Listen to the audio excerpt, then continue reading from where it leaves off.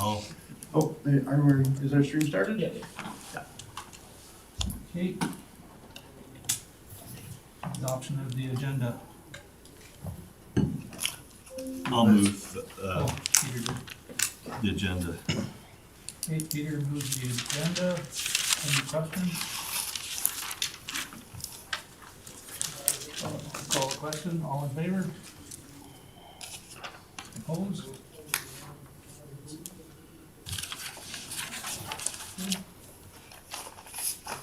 Next is adoption of the minutes. And I hope I got everybody marked here that was here and not here that wasn't here. Move as presented. Okay. Any Thank you. questions on the adoption of the minutes? Call the question. All in favor? Passed.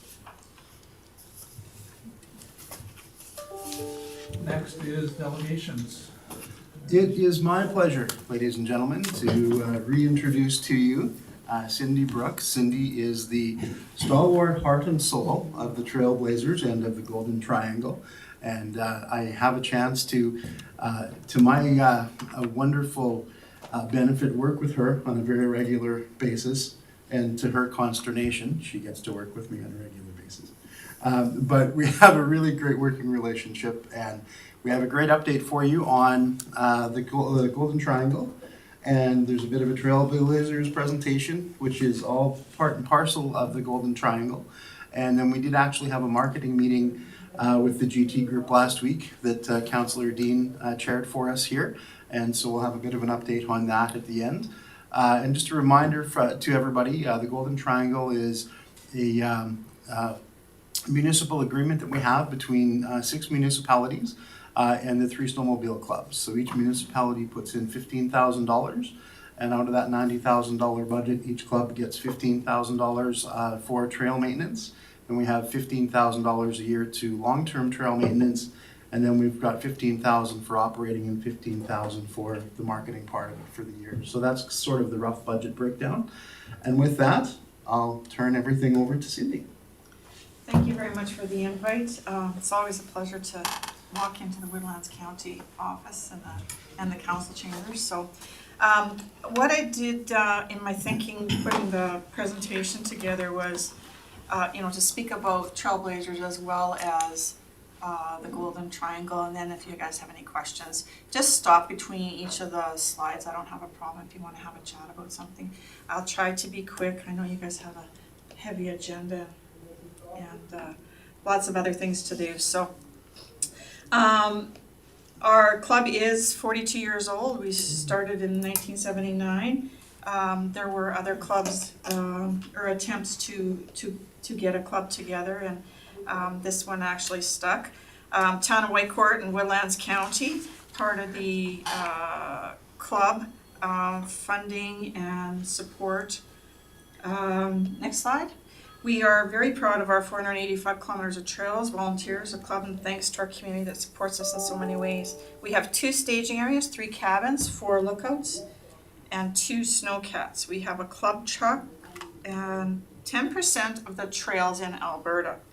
We have executive 10 directors. We have 35 to 50 volunteers, a core group of about 15 folks.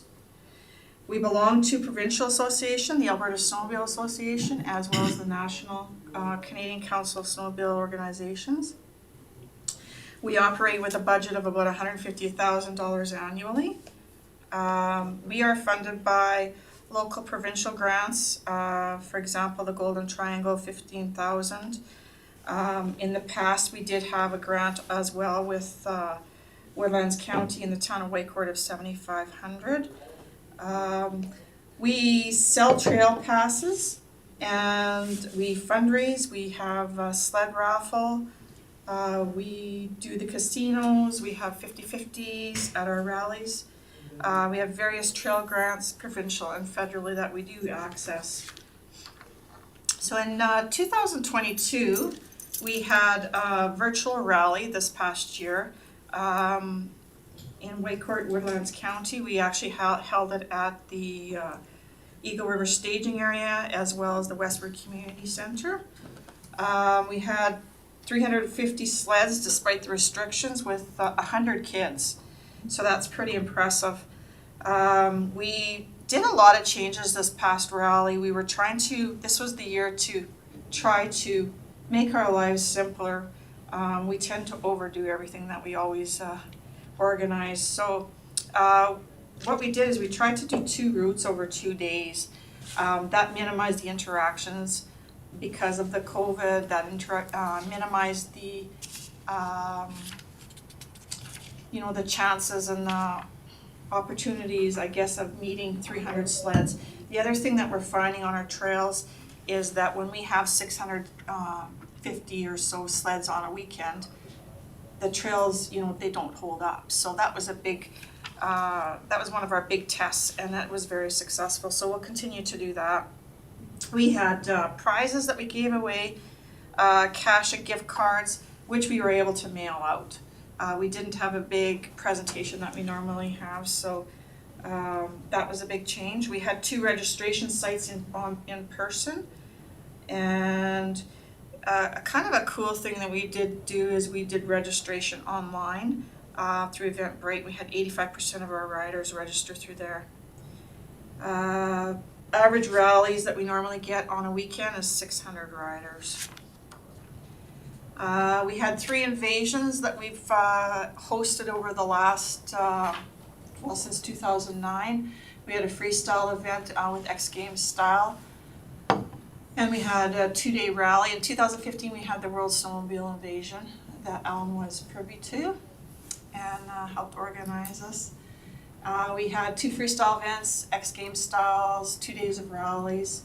We had over 10,000 people that participated in that event and were in our community. We did partner with the Performing Arts Group as well. We had many sponsors come forward with municipal support from the town and county. We were able to host them. We also, one really cool thing we did is we held a parade that we had folks come with their sleds, and there was 1,047 that participated, and we were able to break the world record. What it was for a parade of sleds. So I don't know if anybody was around for that, but it was a pretty big event. The world. Can you just tell, it's just kind of a humorous story, that the trek that the performer Alan from Great Big Sea, I can't remember his last name. Alan Doyle. Well, he was supposed to perform at 10, and I think he didn't get there until 12, but can you shed light on the commitment that this dude made to actually make it to Whitecourt?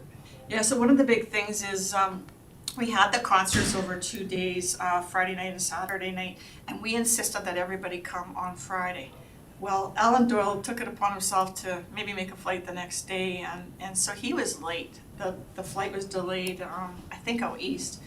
So he gets to town. I didn't know that he was even late. And one of our fellows who is a member of the Trailblazers, he sped to Leduc to pick him up, and he sped him back. And I think he was back here in an hour. But yeah, Alan Doyle made it to Edmonton, I think at 10 o'clock, and the performers, they all did a little extra work, and it was pretty cool that he made it, and he was here, and he was ready to perform, and then I think he performed for an extra hour for us. So it was a really cool situation, and just interesting that, you know, people would get here and make it happen, and yeah, Alan Doyle was a pretty cool guy. And that theme that year was international, right? And so how many countries were represented? We had 5 countries that we represented. So what we did is we focused on snowmobile as a tourism product in other countries, and so we picked Finland, Sweden. I talk about it down here. Another one. Canada, Japan, U.S., Norway, Finland, and Sweden. And so what we did is we decorated each of the checkpoints that we had, and, you know, we had all the paraphernalia and the flags, and we just really went all out with everything that we did. And these different countries, we actually had representation from Japan that came. And then we actually found other folks that were from that community, and that's who hosted the checkpoints, so that was pretty cool. Yeah, thank you. Our last event in 2020, we had another invasion, celebrated our 40th anniversary. We attempted to break our own world record. We only had 650 sleds participating, so unfortunately we weren't able to break our record. We've hosted 2 freestyle events right downtown Waycourt, and hosted a one-of-a-kind event in Alberta. So the cool part was that we were right downtown. Did anybody else participate in that or go to it? 2015, we paid tribute to 5 other countries that have sledding as a major tourism. We had representation for each of them at our checkpoint. They also participated in all the other events through the concerts and whatnot. And just a quick picture. 2015 invasion, we had over 350 community volunteers. Another cool thing that we did is we partnered with 5, I can't remember exactly the number, I think it was about 5 other nonprofit organizations that helped us put on this event. And in turn, we ended up, giving them some money back, so that really helped them. The bottom left corner, you'll see Alan over there. Geez, thanks for that, Cindy. Importance of snowmobiling in our region. Snowmobiling is great exercise that brings people outdoors to interact with nature and each other. It's an invigorating sport that's great for stress release and good mental health. Snowmobiling is a great family lifestyle. It's an activity that keeps parents and kids together historically. Individuals who snowmobile at a young age continue with their parents throughout their lives, sharing great experiences as a family. In many winter regions, snowmobiling is simply the main form of winter outdoor recreation, but it's also a transportation. Fortunately for us in Canada, we have federal, provincial, and local snowmobile organized snowmobiling.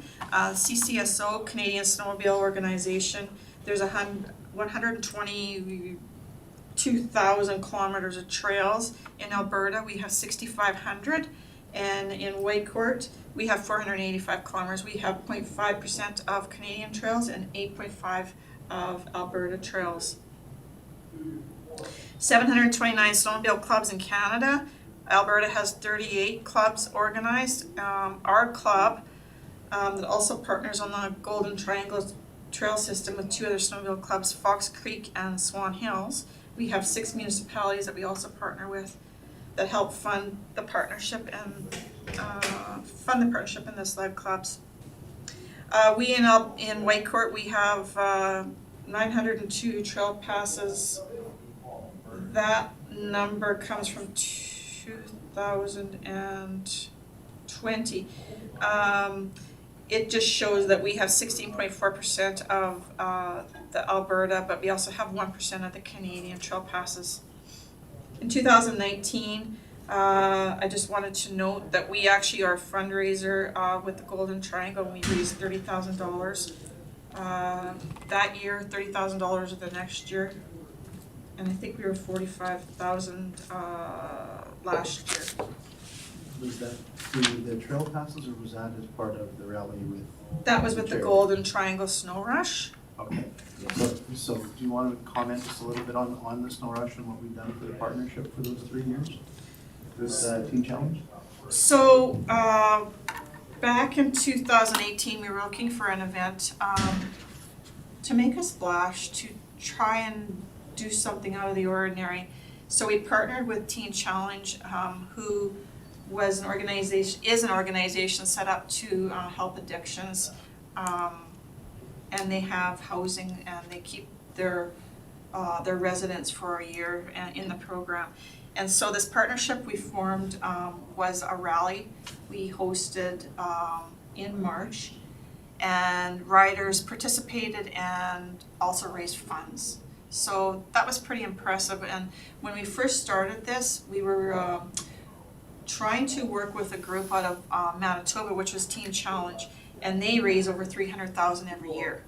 So that was our big idea, that we would get to be that big. Unfortunately, we were working with Alberta, and they're a new Teen Challenge, and they didn't have the same.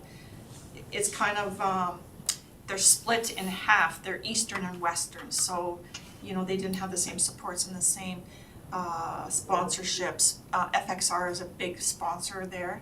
But unfortunately, we gave it a good go, and I thought we were very successful. I mean, raising $30,000 snowmobiling was a pretty good, was a pretty big deal. It basically, through local snowmobiling and through the organization of that event, with Teen Challenge, we raised about $100,000 over the course of the 3 years to help with different types of addictions. And the name for the group's a bit of a misnomer, because it did start off as a teen group, but they do service a lot of adults and that sort of thing as well.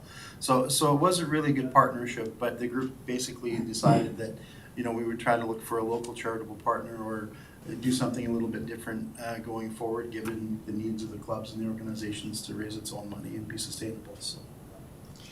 Yeah, so we did learn a lot, and we took away some of those ideas, and we've, I think, in our marketing plan that we're conversing about, I think we've carried over some of those things that we learned with them.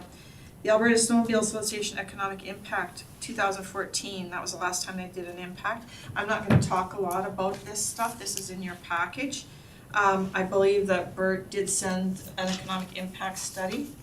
Yes, so the Okay. study is actually attached as part of the RFD as well, and that's the part that just precedes the slideshow presentation.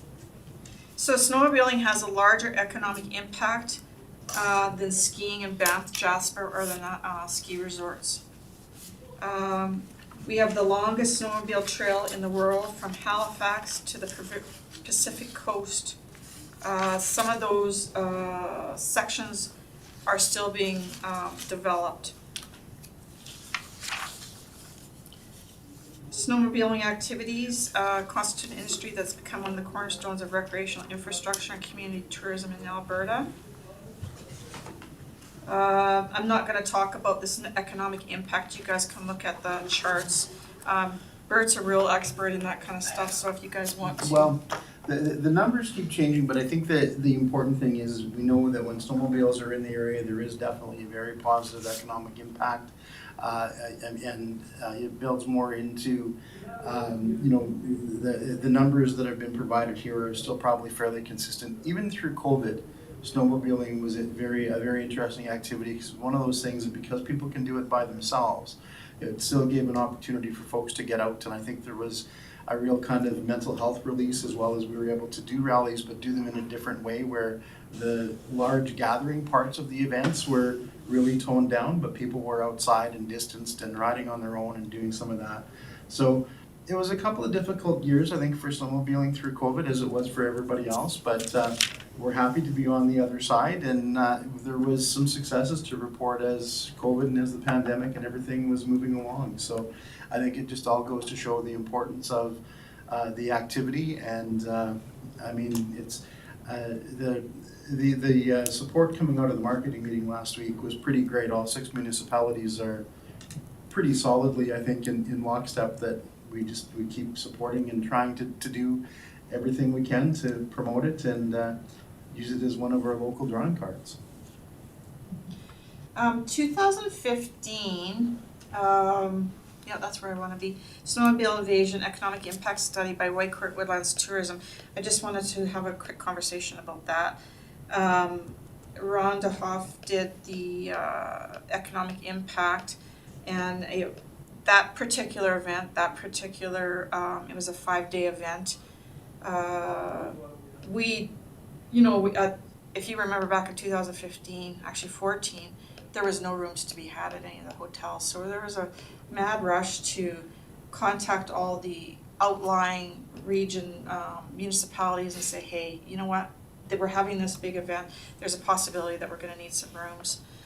Everybody was really super with, yeah, we're here to help support. So the economic impact, the spectator spend was $2,630,000. The survey conducted through the freestyle event during the World Snowmobile Invasion included to include all World Snowmobile Invasion event best estimate spending with the following results. So that's a pretty interesting chart. We had over 10,000 people we expected, that were expected in town. So I think the 7,700 folks that she has listed on here, that didn't include the parade. And if anybody was downtown, there was a lot of people downtown.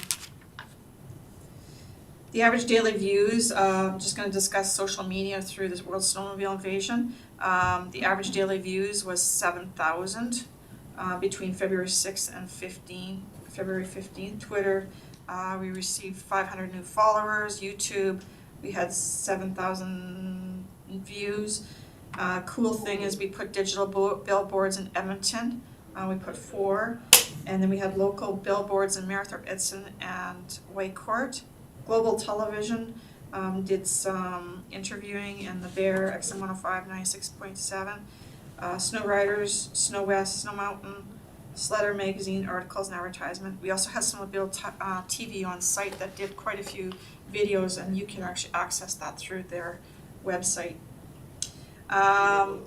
Annually, we host 2-day rallies with 500 at least riders through the 2 days.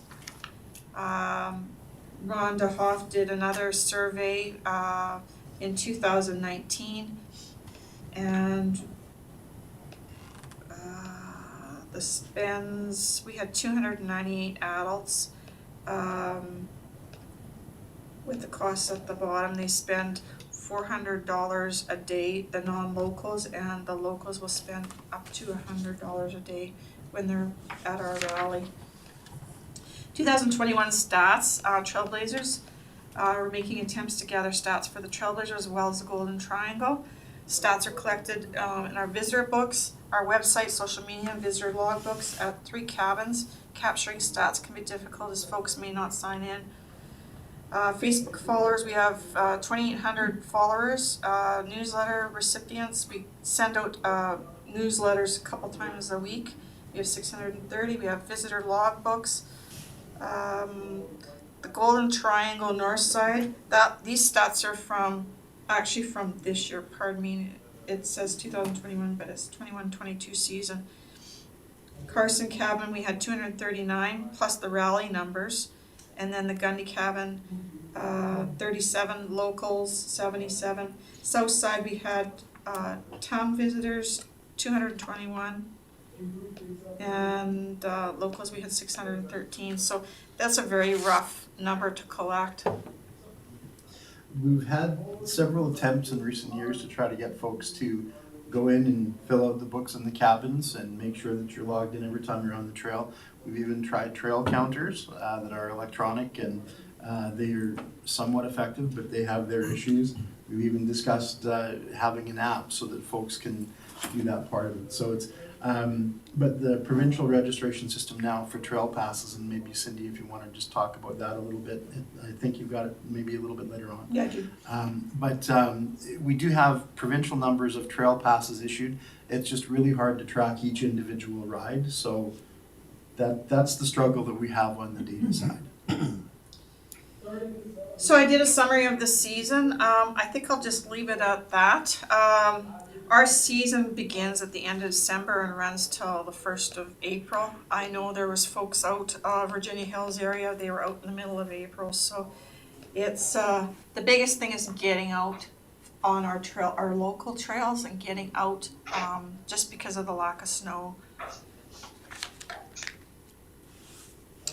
What do I want to mention about Golden Triangle here? Do you want to mention the Iron Slider Challenge? And then I have the update sheet here too with the marketing.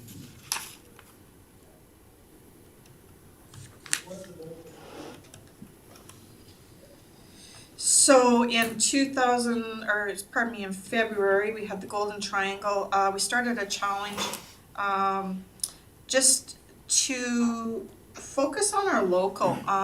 With that teen challenge, you know, it was more of Alberta folks, and it was another cause. So we're trying to switch gears, and so what our focus was to highlight our rallies in Fox Creek, Whitecourt, and Swan Hills. And so we did get participation from those, and we provided a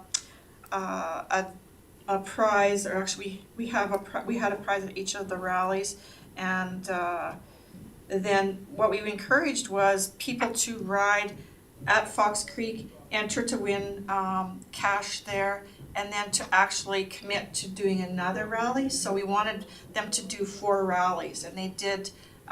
We had about 50 riders that said, yeah, I'm gonna ride at Fox Creek, I'm gonna ride in Fox Whitecourt, I'm gonna ride in Swan Hills, and then they got to pick another rally.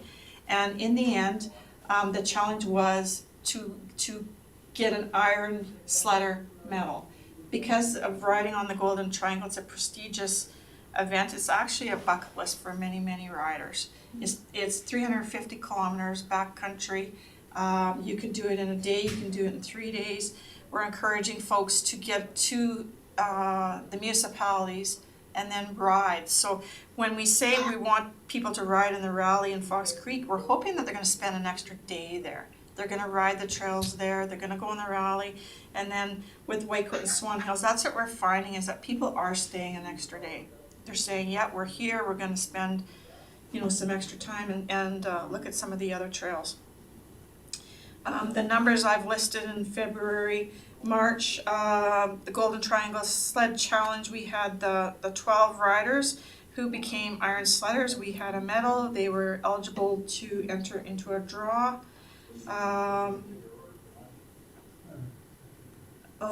Bert wanted me to mention the Golden Triangle. So we had a marketing meeting last week that Councillor Dean chaired for us here, and we just these are kind of the updates and sort of the notes that had come out of that. It was basically just we had the opportunity to draw in, we had elected officials from each of the 6 municipalities, reps from each of the 3 clubs, and then some other economic development folks in and around the table as well. So we actually had 4 of us from the ECDEV world, and if you want to just kind of guide us through that, Cindy, and then Councillor Dean, I guess if there's anything to add. Okay. So the meeting that we had last week, we did we had some discussions about marketing, you know, going to trade shows, internet influencers. We've increased some searches on our domains with our regional partners. We're looking at working with Travel Alberta, Tourism Alberta. There's some grants available, and working through cooperative funding grants with Snow Seekers. I think they're called Zen Seekers as well. We're looking at a really cool thing that Mr. Dean suggested, and you know, working on icons, must-sees on the trail system. There's many views, there's many great locations that we can highlight, and maybe put together some kind of a marketing package on that. Of course, our events and our challenges, work on those. Golden Triangle, we have social media. We do have a website as well as we have a Facebook page. Trailblazers have the Facebook, Twitter, Instagram newsletter. Fox Creek, they also have Facebook, and Swan Hills has Facebook. So the reason why we wanted to get together with the EDOs was to make sure that our what we're advertising is the same throughout all of the municipalities. Making sure that it's cohesive, making sure that we're getting the word out. And how can we, I think when we asked the EDOs, that was a big question, was how can we advertise, how can we get more people to see information on the Golden Triangle, how can we capture them to come to our communities and ride and stay. So then of course we come up with stay and play packages and that kind of stuff. So I am just about done the Trailblazer stuff, and I'll get into more of the Golden Triangle. And then at the very end, I do want to talk about the Trails Act update. In March, I talk about the volunteer hours, just so that you guys know, volunteer hours for this year for the Whitecourt Trailblazers, 2,600, and we have 1,200 paid hours that we pay myself as well as the grooming folks. So the grooming hours that we had this year were 623. That's approximately $125,000 that we budget for grooming. I have a summary of volunteer hours. I won't talk about that. One thing I do want to bring up to you is the issues of concern that we're dealing with. Just like all other nonprofit organizations, aging volunteers, lack of folks, younger folks volunteering in nonprofit groups. Volunteers are now deemed as workers in the OHSIs. That really changed a lot of the, the ability to have volunteers. Older trails requiring major work. Our trail system is 1980s, especially the Golden Triangle sections. Increase in industry blowdown. Our industry workers, they cross our trails all the time. We had an issue with Kiera this past winter, and I'm not sure if Bert has, I know that you guys speak or have spoke about Kiera. Our relationship was really good in the end. We had to work really hard at it. But they are still there, and they probably will be here on our trail system this next year doing cleanups. So we did close down a section this past year of the Golden Triangle, but we rerouted it, and so it was passable. Increase in costs, you all know about the increases, and then the government AGLC license is more complex for events. And I did speak a little bit about the Trails Act, which I'll talk about after. So we do have plans, just like everybody else. We have maintenance, we have trail building, we have events that we're working on for next year already. The Golden Triangle bucket list adventure, 350 kilometers from Whitecourt, Fox Creek, Swan Hills. Golden Triangle Partnership. We clean and groom, and we're ready from February 1st to April 1st.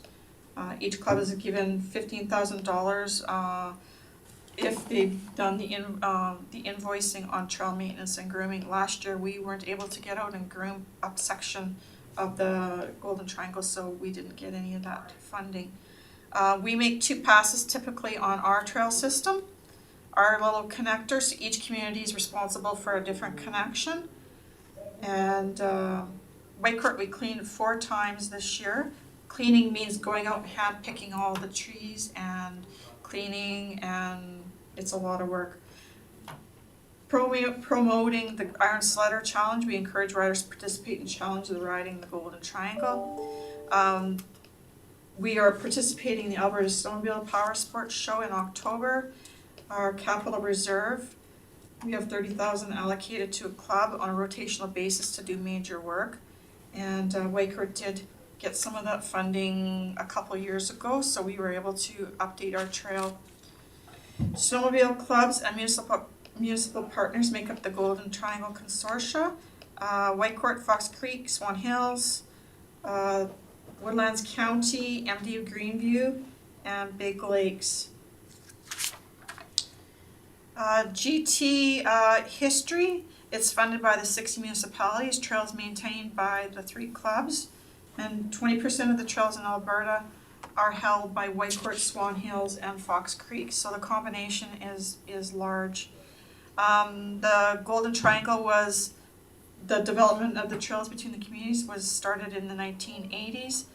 Rise between the communities started. We had a host of different events. There was a fire on the trails, many kilometers, and it was shut down. So back in 2010, an agreement was started between the town of Swan Hills, Fox Creek, and Woodlands County. And that was kind of the beginning of the funding portion of all of this. The new agreement was then amended in 2016, which added Big Lakes County and the MD of Greenview. 2015, the White Creek Trailblazers, when we hosted the World Snowmobile Invasion, we hosted a ride on the Golden Triangle. We had 110 participants. So that was a very cool ride. Did you go on that one? Golden Triangle has hosted many other rallies annually. White Creek. Sorry for interrupting, but I'm trying to get into the meeting here, Bert, and someone needs to let me in. Okay, we're on it, Art. Sorry. No, that's okay, we're on it, thank you. Sorry, Cindy, go ahead. Thank you, Art. Just a quick view of the White Creek Trailblazers and Golden Triangle map. If you look at the top yellow portion, that is the Golden Triangle section that runs through our section. That is 125 kilometers that we maintain. The north is accessed through Eagle River staging area as well as through trails out to the system. The south side goes to Edson.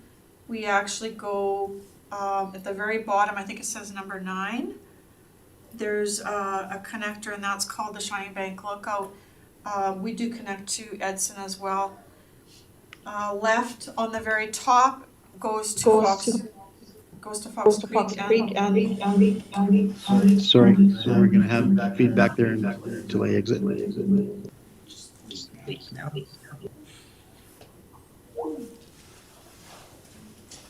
You should be in, Art, sorry for that, everyone. top left, the trail goes to Fox Creek, and the top right, the trail goes to Swan Hills. So the connector that I wanted to speak to you guys about is, if you look at the bottom, you can see the blue section, and that is our local trail system.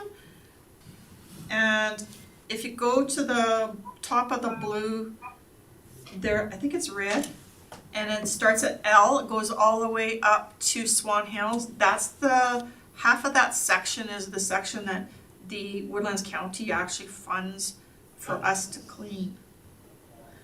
We do clean all of it, and we clean it twice, and then we groom it. It actually got groomed 4 times, all in one pass, because we had both of our cats up there. And then the section on the blue where it goes on the left, that's the Gundy cabin, and it heads up to Fox Creek. That portion is actually cleaned by Fox Creek. As well, they also clean, most of their trail system is the Golden Triangle. So the agreement, I can't really quite see that. Actually, I'm out as a color. So do you guys understand what I'm saying? This section from here to here, that's part of Fox Creek's, and then it goes all the way to, I think it's D is their section.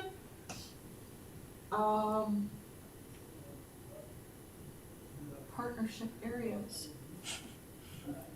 I think they're funded from I to F, and then, that's wrong, pardon me. From F to D is Fox Creek, that's their portion they fund, and then Swan Hills funds from Q to O. So,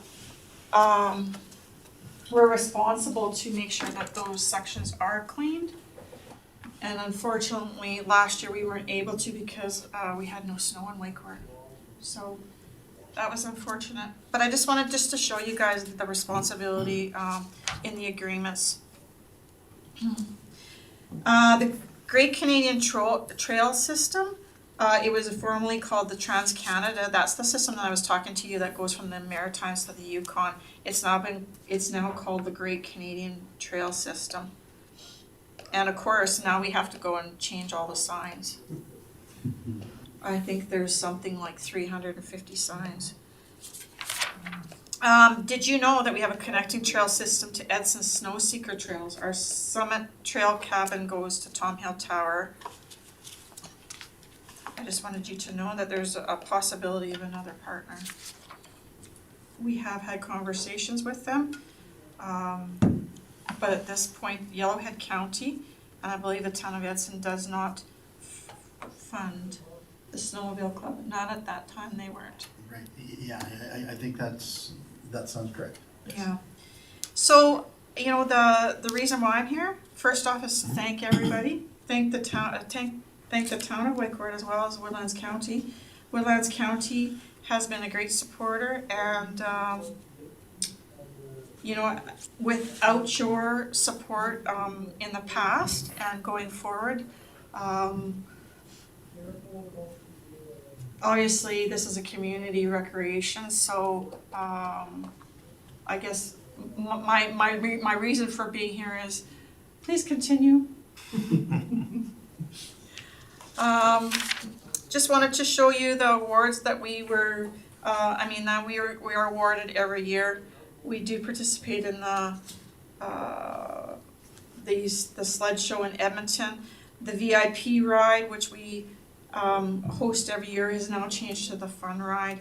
There was conversations, I think that, you know, we're trying to do a little bit more guided riding, and that was kind of a start of that. The request is that, you know, to get more people out to do more guided riding. It's a really difficult situation because then you get into the whole insurance and the liability. If it's not an ASA, which is an Alberta Snowmobile sanctioned event, which our rallies, which our VIP ride, which our fun ride are all under an umbrella of liability. When we do things, we have to make sure that we have that covered and that we have all those permissions in place if something should happen. And then our assets, number one, our volunteers, our trails, our snowcats, our facilities. Our assets are also our sponsorships and our relationships and partnerships with folks like you guys. So I just want to say thank you. Thank you, Cindy. I've had to play wet blanket to Cindy's enthusiasm more times than I care to admit over the last couple of years. As we talk about funding and what do we need to report and making sure that we've got everything on the right track so that we know that, you know, we can sit here in front of everybody and report back that, you know, with the work that Cindy's done and the work that's happening with the GT, we've got a regional consensus that snowmobiling is one of our jewels in our tourism crown, and we need to continue to be supporting it. There are some very good economic benefits as have been proven. We've been put on the map provincially, nationally, and internationally with some of the events and things that have been had and been held, and it's been a rough couple of years. Numbers have been down, but it's been that way for everybody, and it's unfortunate because it's seasonal, and so sometimes it's a little bit, you know, difficult, but I think what's happened is we've ended up with 3 top-notch snowmobile clubs that safety is what always comes first, and everybody's registered and insured, and events are sanctioned, and everything's done the right way, and people are as protected and as safe as we can possibly make them. So I think those are big kudos and big successes, and it's fun to work with you. I hope we get to continue to just keep going. I hope too. Peter has a question. Yeah, that Great Canadian Snowmobile Trail, it crosses Highway 33 just, I guess, would be north of the center of Alberta. And the section that I'm aware of would be north of the center of Alberta, and then it empties out just close to Flatbush area, crosses the Athabasca River there. Now, if you were to, that section is obviously not been groomed or, but if you were to have a snowmobile club, say, develop in that area, is that how you do your connections? Absolutely. That's the problem, is there's gaps. And some of them, I believe, cross on native lands as well. So that whole, I think I said 35 clubs is changing every year. We just gained 2 new clubs this past year. So those sections, there are gaps, especially around Coal Lake. And then actually the trail system stops at Fox Creek. There's a major gap from Fox Creek to Grand Prairie. So yeah, it's very interesting to know that the capability is there, it's just to have that organization come forward. And there are also other clubs in Alberta that are not actually sanctioned Alberta snowmobile clubs. So there are, I don't know if they would be just folks that just do grooming and they just have a somewhat organized group, it's just not a corporation. I was just curious because, that would be probably a good connector to because that would go into the county of Westlock, I believe, and then I know Barhead has a club there. And they lots of folks talk about still riding that. So there's some ways, and I know there was a funny thing on Facebook today. Can you guys like groom from Flatbush to the Swan Hills? So there's conversations obviously being had out there. I don't know how serious they are. The Snowmobile Club in Swan Hills is very small. There's very few folks, so they actually don't have a cat. They don't have equipment, so they hire that out. Tricia? I did have a few questions. Thank you for the presentation. So, because definitely it's an important organization for our area. But I just wanted to touch on, so when I was reading through about the study, of course, I did notice that it actually carries a lot of information and stats from 95 and 2002. So hopefully that's something that there'll be a new study coming out that will give us some more up-to-date information. But I like what you had mentioned when you said, Bert, about if the sleds are here, then it's bringing an economic impact to our area. But we don't have the specifics on snowmobiling, but if you use the Travel Alberta numbers to say, okay, if we've got folks traveling, this is roughly what the daily spend is, we can extrapolate some of that through, but it wouldn't be specific to snowmobiling. But I mean, it's about $150 to $200 a day, depending on what they're using and what they're doing. And if there's a hotel stay, then it's certainly a little bit more, right? But it does get the traffic out. And so you had mentioned, Cindy, about having the sled and stay packages, because that was one of my questions. Just wondering what's been developed with local businesses, such as like hotel dinner, spa packages, that kind of thing. Sorry. Yeah, there is folks that are working on that. It's been something that's been last year. I'm just trying to remember my years because this whole COVID thing.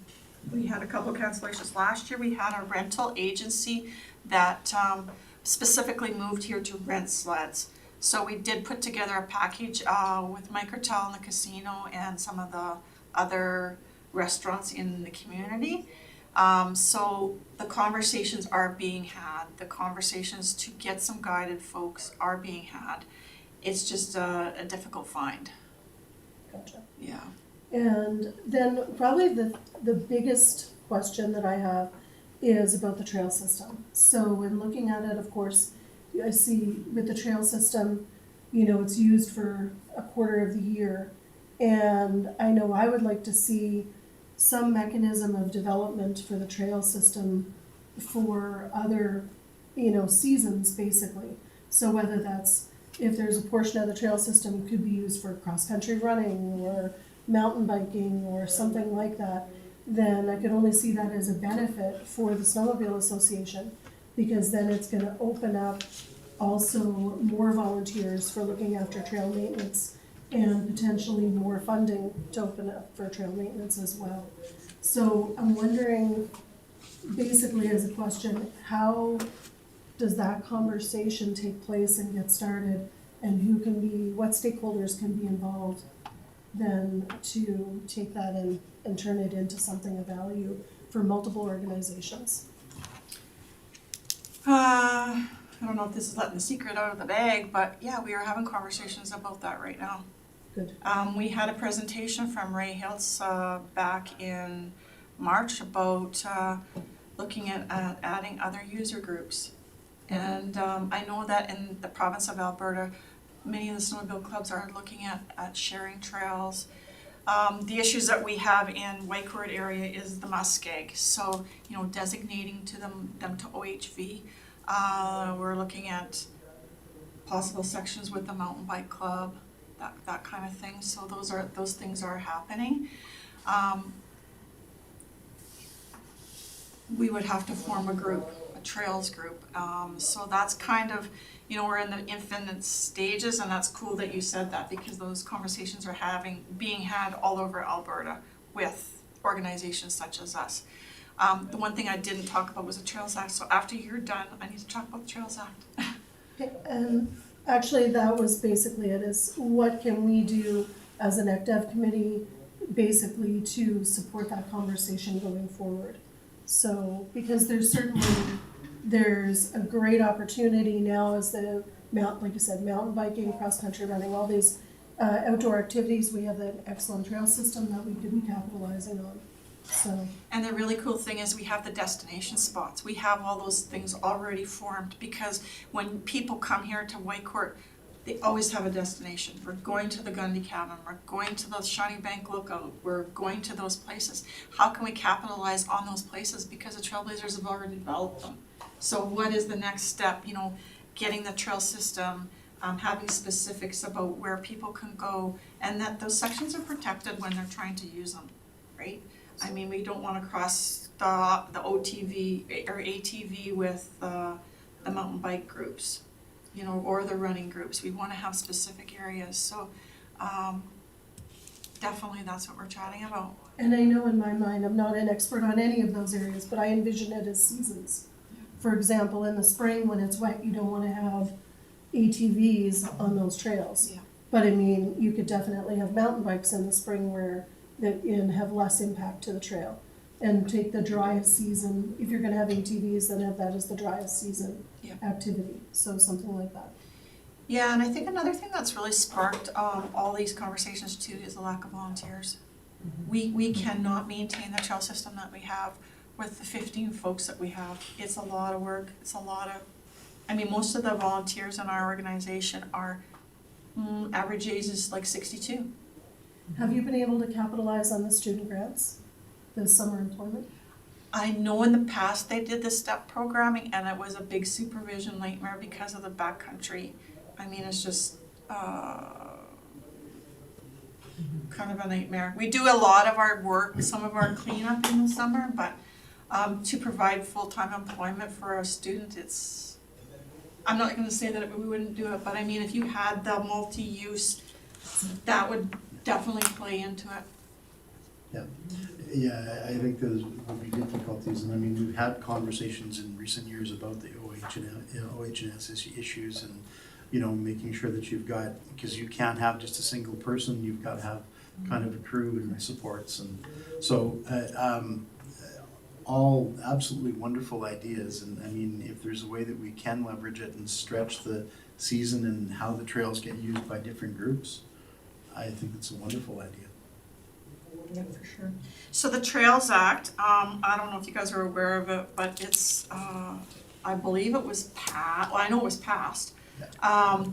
What they've done is they've taken the snowmobile trails and now designated them, there was various designations, we had a CNT. It's now being changed to a snowmobile trail, and what that does is allows us to be notified in a better sense. The CNT, they just have to, you know, send a little note, we're gonna be on your trail system, and that's it. Because of this whole Kiera thing, those conversations really erupted, and we were kind of the poster child for the whole Trails Act change. This allows us to have some say in what happens on our trail system when they're crossing and they're reclaiming the areas and doing those certain things. It's very possible we could go out and there's somebody on our trail right now, you know, and they haven't even notified us. So, I mean, as Crown land, we don't own the land, but we do manage it. So that's our responsibility to know who's out there. The Trails Act, with the snowmobile designation, does help us in those terms. That's number one. Number two, what the government has done, with partnership from the Alberta Snowmobile Association, we will be selling trail passes through Alberta registries and through Realm, like they do with the hunting, and in the hopes that more people will buy a trail pass. So the trail pass right now is not mandatory, and it actually won't be mandatory through registries, but because it'll be more available. They think that people will buy more trail passes. There's 30,000 sleds registered every year, and we sell 5,000 trail passes. That money supports us, helps to support us throughout the whole province and our associations. So the other thing is the government is committed to giving us a portion of the funding through the registrations. So what they're doing is we're trying to come up with a formula based on our grooming hours, our kilometers that we do maintain, as well as our volunteers that we have in each club. And so this is coming through in the next year. We don't know how that looks. We have a trails group that is working with the Alberta government, and it does look very promising. Had there been any conversation with respect to the funding coming through the registration fee to kind of merging a snowmobile registration with a trail pass? Had that conversation? Yes, it's been had. And what were the thoughts at the provincial level? I think because so many folks go to BC, so then they're saying, well, you know, that guy that buys a sled, he's forced to buy a trail pass for the provincial. You know, the registration's already provincial. I think that was kind of part of that. And registration is what, like $40, $50? Yeah, I think it's $50, and the trail pass was going to be $30, which it was gonna go down. Oh, But there's thinking that because the accumulation of all the funds and the funds will increase, and then there'll be more of an ability to share with the clubs. sure. It's looking at because we have 10% of the trails, and we actually sell 10% of the trail passes in Alberta. We are actually the club that would probably have the most benefit in all of Alberta. So it will be very helpful if it actually does happen, but there's a bit of the trails pass, or the trails group, there is some issues now because they forgot, the Alberta government actually didn't follow the protocol and in consulting with the other users on our trail system. So the pipelines and lots of the trails do go on farmers' fields, not our trails, but others like Barhead and those areas that they do pass on farmers' trails. They forgot to actually get the permission to change those trail designations. So we've now kind of backed up. So now we're like a year behind. So that's not gonna happen with the selling of the trail passes until next year. Sure. If I may, guys, I know this has been an excellent presentation. It's been lengthy, and I don't want to make it too much longer. But I had a couple things, 3 things that I wanted to touch base on with respect to the marketing meeting that we had from last week. So we had a presentation from a long-term Trailblazer member about looking at potentially changing the name of the Golden Triangle because it has a drug connotation in Southeast Asia.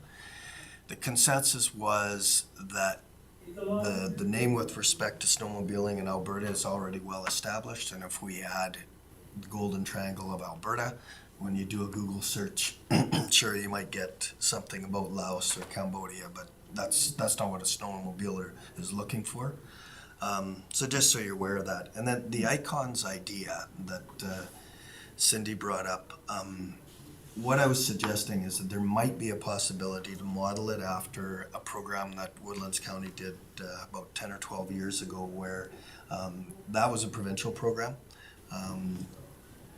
where participants would have a passport and they would travel around Alberta to the various icons, like in Mundare and in St. Paul, etc. And of course, in Woodlands County, we have the icon at Fort Assiniboine. So those participants actually had a physical paper copy passport, and they would get stamped at each location. What we're looking at to promote visibility of the area is identifying some iconic places within the Golden Triangle trail system. Maybe use QR codes that people could stop, click on their phone, and then move on, and then they'd have a record of their participation on that trail. So that's just one of the ideas that was floated around. And then the last thing is Rhonda Huff had brought up the fact that the town of Whitecourt had used this company that Cindy talked about. It's called Snow Seekers, and then summertime I think the spin-off is Zen Seekers. And it's a company that will essentially do all the marketing legwork, and including grant application to Travel Alberta for a fee. But they'll come up with a template, meet with the EDO, decide what you want, and then they'll do everything, present it to the group, and the group can sign off on it. And I know these folks, like Rhonda and Bert, we task them with a lot of stuff, and to have a fee for service like that, I think is money well spent. So those were some of the ideas that came out. And anybody that's interested, later in the season, into February, the Trailblazers organizes a Thursday night ride out to the casino, and it's just a fun event. And perhaps we could look at one of our active meetings, combining that activity. And that's it. I'm out. Okay, anybody else? Okay. Thank you very much, Cindy. You're welcome. Thank you for the time, everybody. Very, very good information, and it's good to see. Thank you, Cindy. You're welcome, thank you. So with that, can we have a motion for information? Alan? Move that the ACTEV committee accepts the Golden Triangle presentation as information. Any questions? Call the question, all in favor? Do we want to take like I'm sorry, I was just going to say, I thought you had called the question. I'm sorry, I didn't mean to interrupt. I'm just going to say, do we want to take like about a 3-minute break? Sure. Okay, we'll take a 5-minute break. Thank you. Thank you, Cindy. Sorry, went over my hour.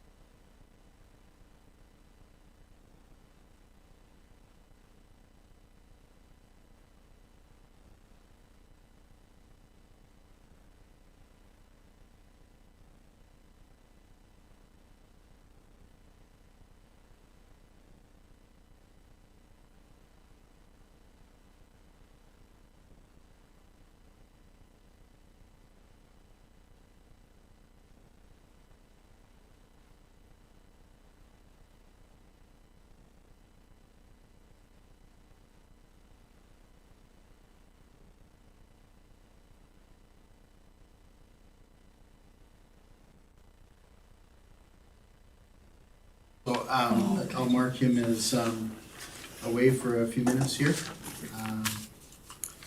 And then we should be, Are we streaming again? I believe we are now, yep.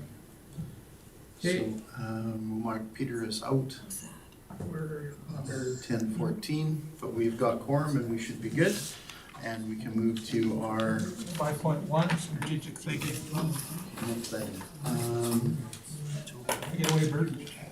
Okay, thank you, and Nikita has to leave us, so we'll be with this one camera view for the remainder of the meeting.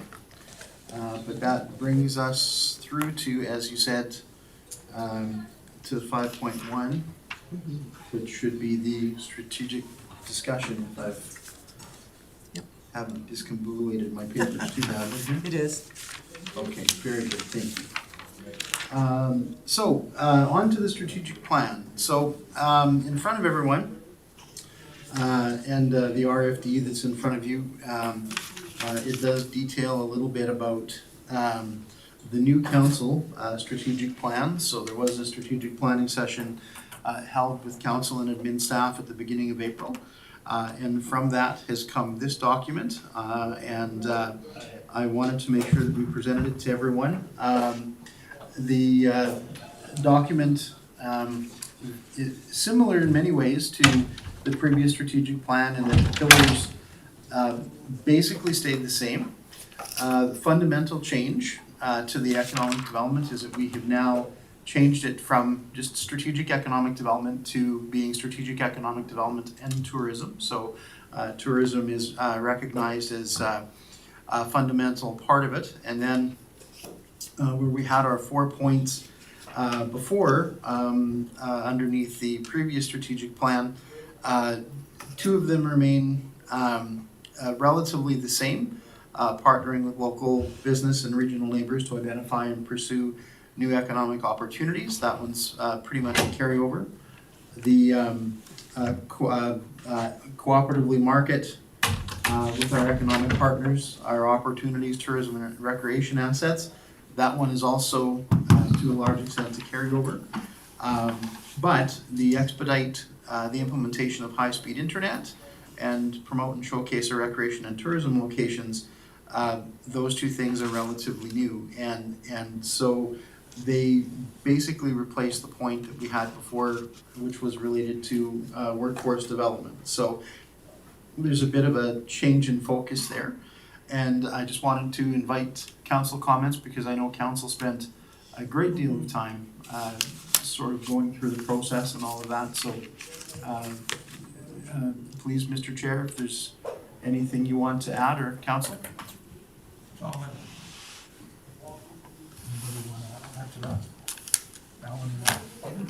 No, well, I think from an economic development point, Bert's covered it, and I mean, the document is, it's pretty easy to read. I was really happy that, you know, sometimes these things are really wordy, and I like the way this one's formatted. But for me, the biggest thing that I took away from that planning session was our identity, and there was a real coalesce of opinion that we need to reinforce the idea that, you know, we're rural, and we're proud to be rural, and I was happy to see that consensus. So it's not a tenet of economic development, but it certainly is a tenet of who we are. You know, we live in the county. We don't live in an urban setting. And most people could come up with 2 or 3 reasons why they choose to live there instead of there. And you know, being in the county is a choice. And again, it doesn't really relate to economic development, but I think it relates to who we are as people. Oh,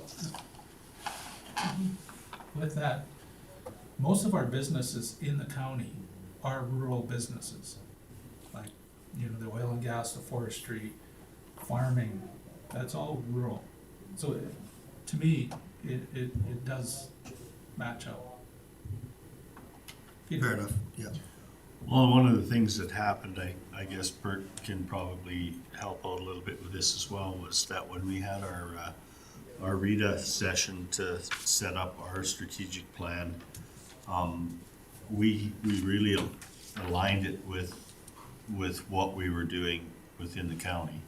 And it started to peel out the pieces of the puzzle for the RETA and some of the things that we have to do in order to get, for me, it's the agricultural side, the Ag Service Board and all of those pieces of the puzzle, to try to put them together so we start seeing some movement as to what we do in the different areas. And I think that was, for me, really an interesting process, because we had gone through the strategic planning session with all of the managers first, and then we went and, what was it, a week later, Bert? Correct. And did the strategic plan for the RETA, because we're having some struggles there. And but I think we came up with some pretty good pieces for that part to start to move forward. Yeah, and I think that, the real exciting alignment on the tourism piece, when we take a look at the Wild Alberta focus, and if you have Wild being a DMO, right, being a DMO, there's two functions to that. One is that collective marketing function, which is directly related in the value under the strategic plan under ACDEV, and the other is the business development component. And so that's also directly related back and forth. And so that's where it's exciting to me to see that basically those two tourism pieces are both very well reflected, both within what we want to do within the Wild plan and what's here within the strategic plan. So as a admin person, it gives nice, clear direction and everything aligns. So thank you. Now, the other change, the part with the internet implementation, there are certainly some things that we can possibly do around that. I mean, we had seen at the previous meeting that the province has their new plan for 2017, and so we'll help the groups and guide them and help them with support letters to get them through to kind of those parts of things. But I mean, I think the biggest change in that plan was that now we recognize low Earth orbit satellites as being a significant part of how the government plans to bring internet to everybody. And so whether it's an information package or something that we need to put together as to what those options are, or maybe somewhere down the road it's some kind of a funding offset or something too. I mean, but there's some room, I think, where we can do some things there that don't necessarily mean spending millions of dollars to have to implement fiber or new tower systems or things like that, right? I mean, that was Low orbit. so the low Earth orbit satellites, like the Starlink kind of thing, where they're only up at 20 miles instead of the 200 miles. Okay. Right? Yeah. So because we've got basically 3 private companies now that are looking at that space. So I think as we help people to understand that space, it opens up an avenue that even a year ago we didn't really sort of fully have. And undoubtedly, fiber to the home is going to be the absolute best thing. But we may have more immediate options to help folks up the speed that they have access to, so that we don't run into the issues like poor Art is having with us today. And Art, it's good to have you. Yeah, and if I try and put my video on, my system crashes, so I'm just audio only. Sorry, guys. So, but the other part of it, and this, we'll get into as we get later into the year around budgeting and setting priorities for next year and all of that. Of course, the strategic plan sets the alignment and the direction for the budget. And so a couple of the things to begin the conversation of, and I've told both of these groups that we have had a strategic change, but both the Career Expo and the summer boot camps, they're 2 big ticket items for us. The summer boot camps is $5,000 per year. The Career Expo is $4,000 per year. Well, because we don't have that labor force development point anymore, that's a discussion that, we'll have to have on, is there still alignment there? Is there still the will there from the committee and from council to continue to be part of those events? There's lots of reasons to do it, lots of reasons to make the shift based on what's there in the strategic plan. So, that's just to illustrate what changes might come.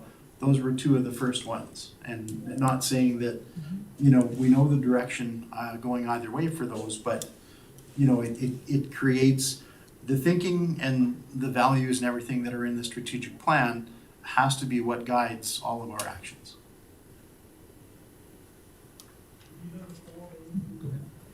In regards to the strategic plan, just curious about the measurement, the evaluation of these goals. That is an important, because data drives you. And so I'm looking at, when I read these, and I agree with Al, I appreciate the format. I think anyone in our county can look at this and say, okay, we know where we're going, but how do you know elements are successful or need tweaking? That's a wonderful question, and Art had mentioned something similar to that to me yesterday when we were speaking. And there is a detailed work plan that administration has presented and that council has seen and has approved as well, that is as part of this. I will verify that I can share it, so I won't share anything right at the moment. But in working with the CAO, we have laid out, I'm going to say roughly 4 to 5 points under each of the 4 points that are listed within the strategic plan that have a name, that have an achievement, and that have a time frame. And so they're all within the 3-year span of the plan. They're all within by that 2025 date. And just to speak to that, when council approved that, I asked if that document was going to be put on the website, and it's kind of in a spreadsheet form where all the priorities are listed down the left-hand side. There's a timeline. There's a staff responsible for them, and so visually, the timeline is like a bar graph, and so it's reasonably easy to read too, but it's a pretty busy document. But it should be, like, based on what I'd asked at that council meeting, it should be on the website already. Yeah, I believe it is, and I apologize, I just didn't have time to verify before the meeting. But if it is a public document, we'll make sure that we get a copy of it sent to everybody. Yeah, check with Gord, but I'm pretty sure it is.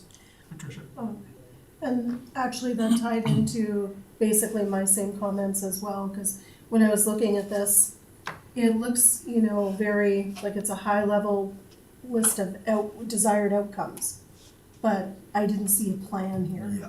So to me, I would like to see the workflow even just be attached as part of the plan, because as I was going through, I'm like, but where's the plan? Peter. Well, one of the interesting things with economic development is that I think there has to be a measurement of the things that we put in place to start working on, because not all of the things that we're going to work on are going to be successful, right? I mean, let's accept that as the way things are, because we may have this idea, but it may not be on the table. So I think a part of what we need to do for measurement is to find out how many things that we put into play in order that we start to understand that that's what our work is to put those into play. The end result is going to be determined by the people who actually start to invest in that plan, in that piece. I don't know how you do that, but that would be my measurement. How many things can we start to have conversations about, put into that planning phase, get some of the players involved? Mm-hmm. Just a thought. A couple things. She was. Oh, sorry, no, that's okay. Just in regards to the measurement or the evaluation, when I read this, I see the words like understandable. How do you measure understandable? Like whether that's, okay, people like it, and I understand there's gonna be more surveys based upon what I've been reading in the papers and everything, but words like that are tough to measure. So that's just me looking at this maybe through education eyes, like those are big words, or vague words, I don't know. Yeah, and some protocols, you call those fuzzy words, right? Oh, there you go. They're not afterwards. objective for sure. Yes, but, yeah. Not quantifiable. Yeah, and not everything is gonna be quantifiable. Coming back to Peter's comment about, how do you evaluate things and understanding that, some stuff is gonna fall below the water line, you gotta discard. That work plan really does assign those tasks to staff members. And the way the strategic plan went is council and staff met for 2 days and identified this. Yep. And then the third day, the staff took this and they put it into a work plan. And that makes sense because they're the ones that are going to be doing the work. But at the same time, the first time we had a look at it was at a council meeting, right? And so it quite honestly, I think it would have been beneficial for staff or for council to be there and understand from a staff member's point of view what's achievable, why the timelines are set, that sort of thing. And like, for example, we had one of the core values in I think it's financial understanding was a 20-year capital plan, which is absolutely necessary to budget. And the timeline for that is a year out. And I'm like, why isn't that a priority? Why don't we have that now, right? And so I would have raised that at that planning session, and perhaps it would have been moved back. But when that document, I think it would be a good idea for you to clarify that it's public and send it out to everybody, and then it'll give a better understanding. You also have that Gantt chart, isn't that? That's what I'm the one talking you're talking about, about? yeah. Okay. I just want to make one comment. This is the council strategic plan. We have to do our own plan here. So we can criticize this one all we want, but this is the one we have to follow.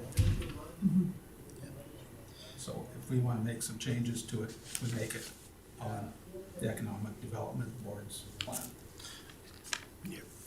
That was my comment. It sounds like you guys have given the staff a very specific set of parameters that you want met, and then they said how long it's gonna be.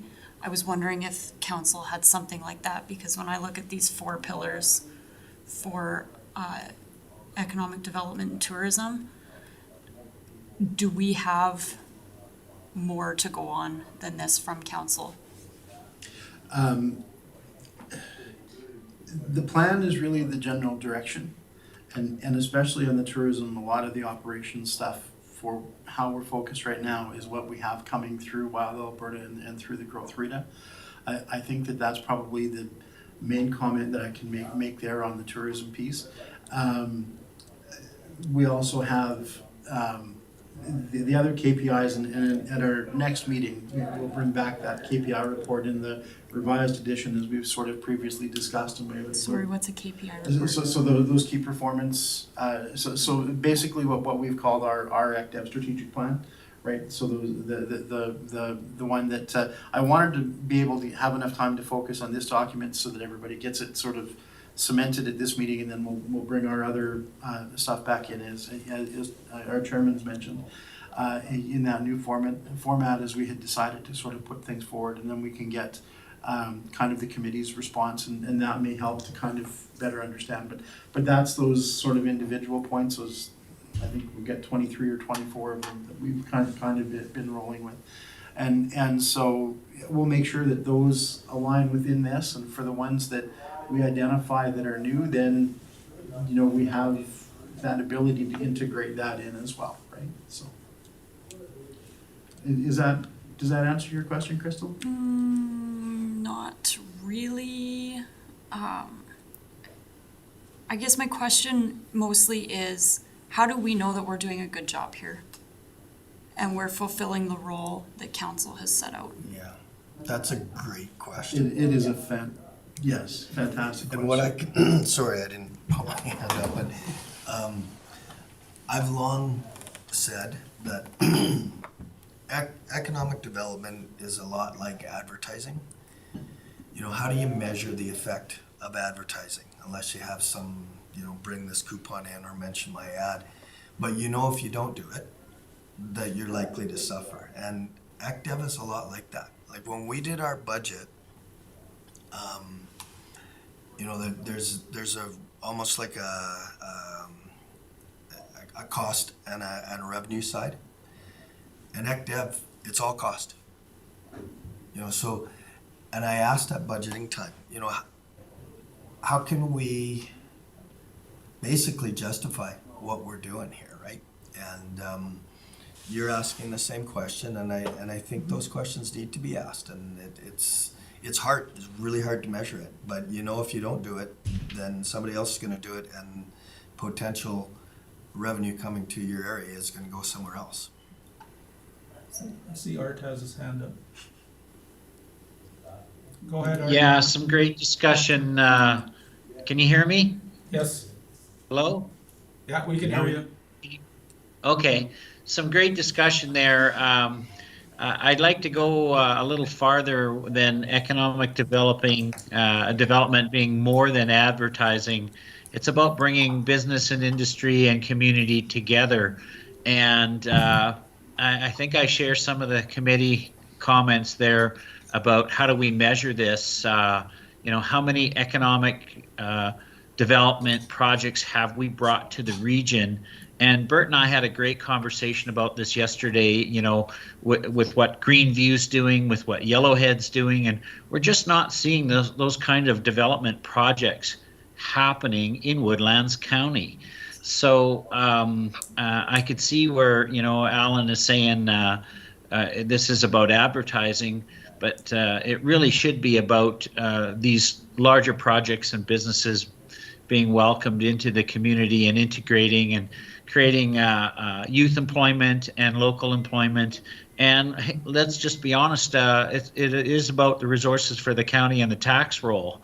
So I'm glad that we're going to have the more involved document sent out to us, because when I first saw this, I'd agree with Crystal that it was too simplistic and there needed to be a lot more added to that. And I'm glad that you guys are doing that. So I look forward to seeing the expanded document. And I think, as Bruce mentioned, we do need to have a larger discussion about our own strategic plan within the context of this plan. So thanks, guys. Okay. Anybody else? Can I just, Go ahead. the format of this, I really liked. And then to just get the update from the economic development side, because we don't need to see the financial planning for the county's stuff, so that, like, this is a good document. Just- Yes, there was a lot of thought went into this. It is quite a lot of information that has to get processed and get it put through. And it was like 2 full days doing it. And for 95% of what you need, this is perfect, Yeah. so. Anything else? No? If I can get a motion for information. I'll make the motion to, sorry. Go ahead. I'll make the motion to accept the strategic thinking for information. Any questions on the motion? Call the question, all in favor? It's approved. Next is new business, the Global Energy Show. Okay, so on to this one, and the unfortunate problem so far this year is some of our hotel expenses and other things have been much higher than what I had anticipated. And so what we have on the books is, and within the budget as a line item, is to send both the EDO and an ECDEV committee member to the Global Energy Show. With the cost overruns that we've had so far, and with some of the expenses we've absorbed with Lemonade Day, the recommendation in front of you is that at this point we only send the EDO, and then Councillor Prestige is planning to attend as well from his budget. It does mean that we wouldn't have someone to attend the strategic portion, but we can work together both before and after the conference to make sure that we've made the contacts and that we're doing the follow-ups that we need to. The reality is what happened was with the EDA conference, hotel rooms ran about $350 per night. With the hydrogen show, hotel rooms were again above where we had expected them to be, and with the global energy show, hotel rooms are going to be about $330 a night. And so it's really the hotel cost is one of the main parts, but the event registration as well. We had budgeted $750 for each for the EDO and for the ECDEV board member, and the registration that we paid at the hydrogen show, which was by DMG Events, the same organizing company, that registration was $1,500, and we knew that they were going to be raising the cost for the energy show this year. Well, they doubled it, so it's $1,500 for one registrant for the strategic portion, the same as what it was for the hydrogen show. And so we do have $2,200 in credit with DMG because the show was canceled last year. But even with kind of rolling all of that through, we're still at a bit of a cost overrun. And where did I put my sheet here? There we go. So the end result is where we're at right now is on hotels. I'm about $500 over what we had budgeted for the EDO for hotels so far. That does include sending me to the GES. We've had the $500 in sponsorship for Lemonade Day, plus about another $200 in expenses for event rental, because we've had to rent the Fort Assiniboine Museum a couple of times. And then even with the $2,200 credit and everything in mind, registration for the technical portion has been raised from $750 up to about $900. It was just shy of $900, but with tax it's around that. So it would mean we'd be over about another $500 if we were to send a committee member. So that would put us at being about $1,700 over budget so far for what we've allocated for conventions. So it's just best to just limit attendance at this point. Go ahead, Al. So to register for both sections of this conference is upwards of $2,500. Yeah, so it's $1,500 for the strategic portion, and then they've raised it to $865 as the registration for the technical sort. And we had $750 and $750 budgeted. So even with that $2,200 on file, basically we would take. We're going to pull from that this year, so that would cover my registration. Yeah, no, I'm just talking about what it costs. Yeah, like the costs were just insane, and then with the hotels coming in around that $300 price tag. So my math, and I apologize because it's my math, but roughly $900 to register, $1,000 for hotels, and about $320 for expenses would be about a $2,200 total cost to send a committee member. And we've got about $1,260 budgeted, so it puts us at about a $1,600. Even when we end up taking away the balance of what the credit would be out of that $2,200, we're over $500 more than what we would have budgeted to send the committee member. So a few questions. One, with the credit that you have, you said you have 2,200-ish in credit. Yes. So then your ticket is 1,500 for the Yep. technical portion. And then they'll And- roll the balance to next year. Oh, okay, that's what I was wondering is if they roll the balance till next year, or if Bruce is going, then can we use that credit? We had asked about that, but for internal accounting ease. It's easier because Bruce's funds come out of his training. So if we just register him as a new registrant, we register me out of the money that's on file, and then we roll the balance forward. It keeps those two things separate. It makes it easier. Okay. Okay, and then the other question that I had is in regards to, and I realize this is a more complicated question than just ECDEV, but it's really unfortunate that, like you said, with the cost of hotels and so on, you know, when it comes to actually being able to bring good quality projects forward and so on as part of an ECDEV committee, we need people representing at these kind of events. Like, they're incredibly important. So in looking at it, how can we access any possible way to make it cheaper?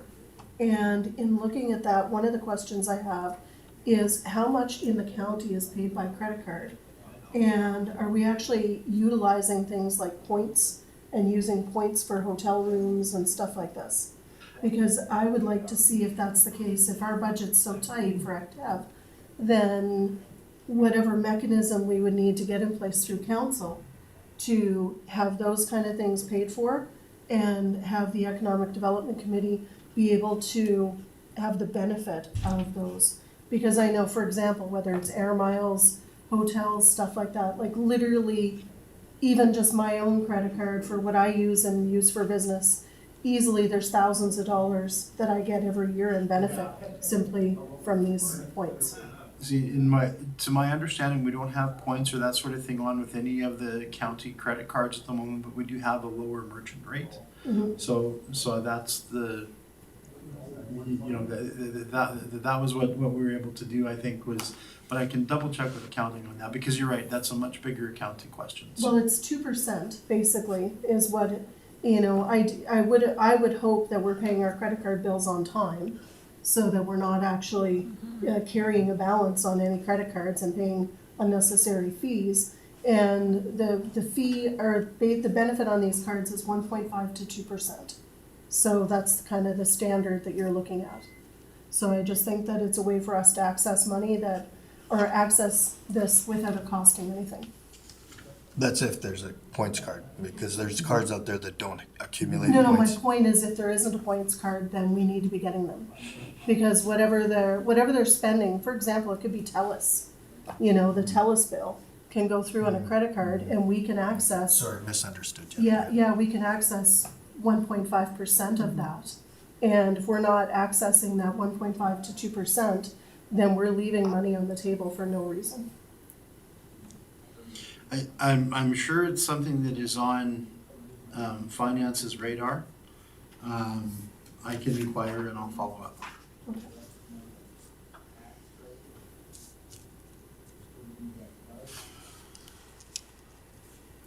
Crystal? Can I make a motion that we accept the recommendation?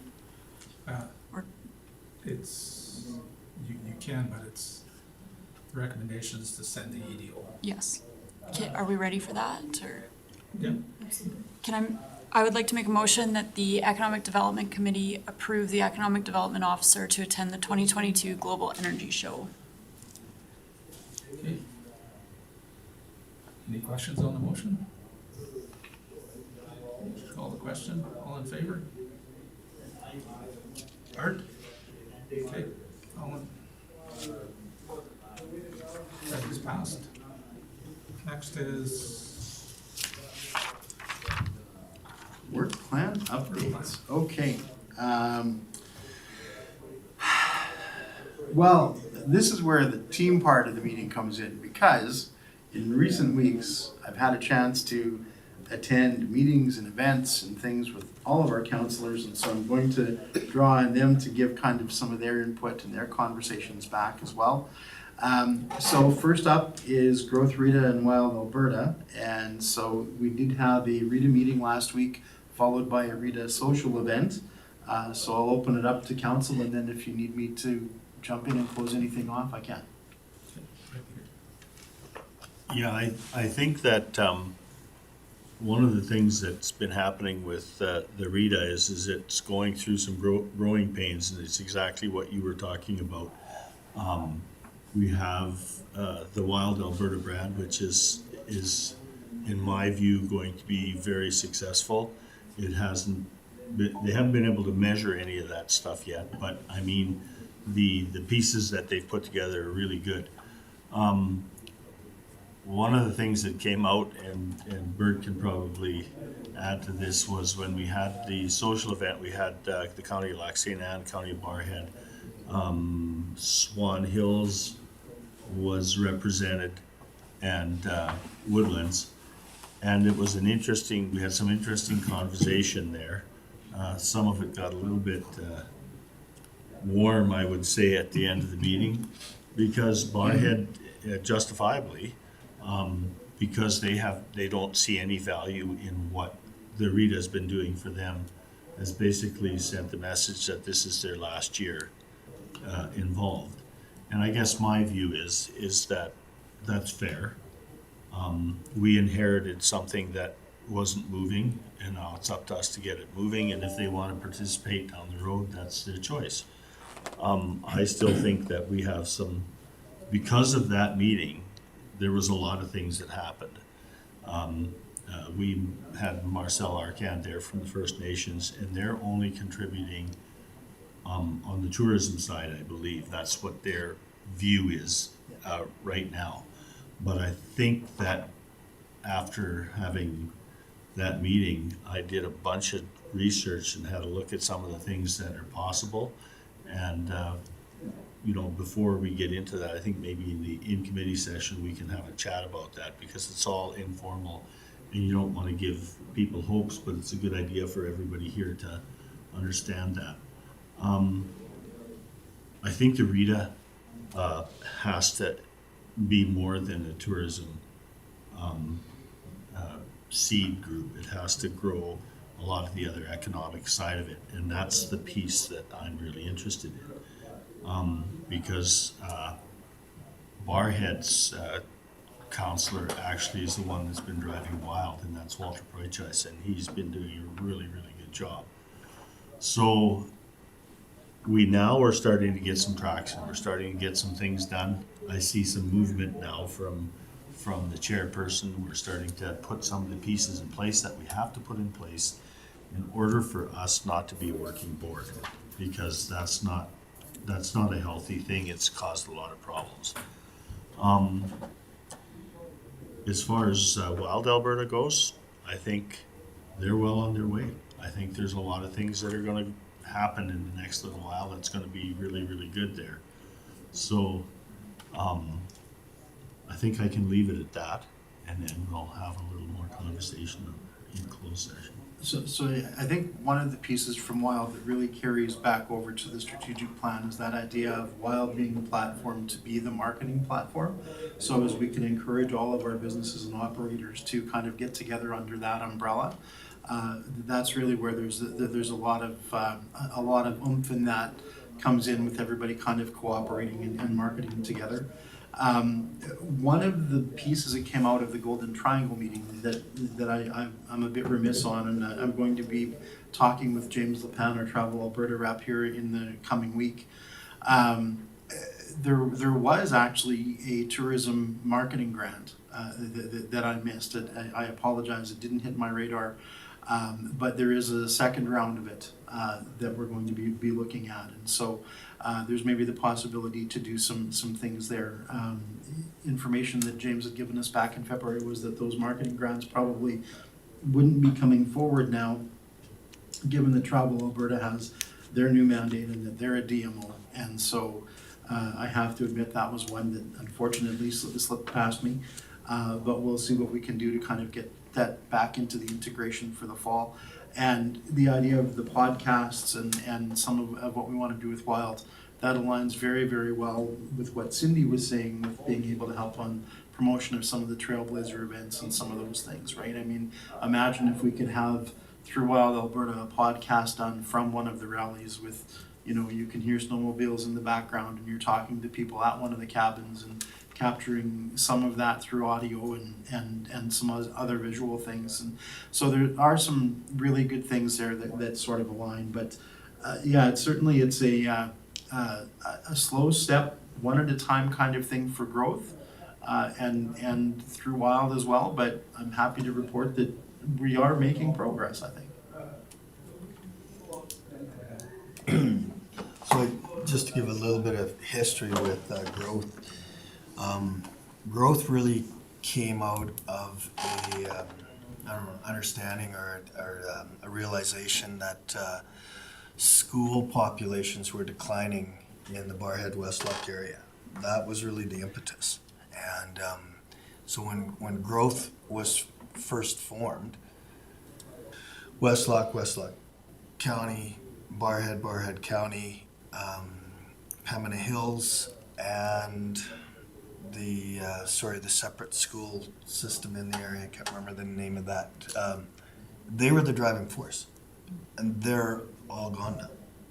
And that's that's all I wanted to say, is that that's how that started.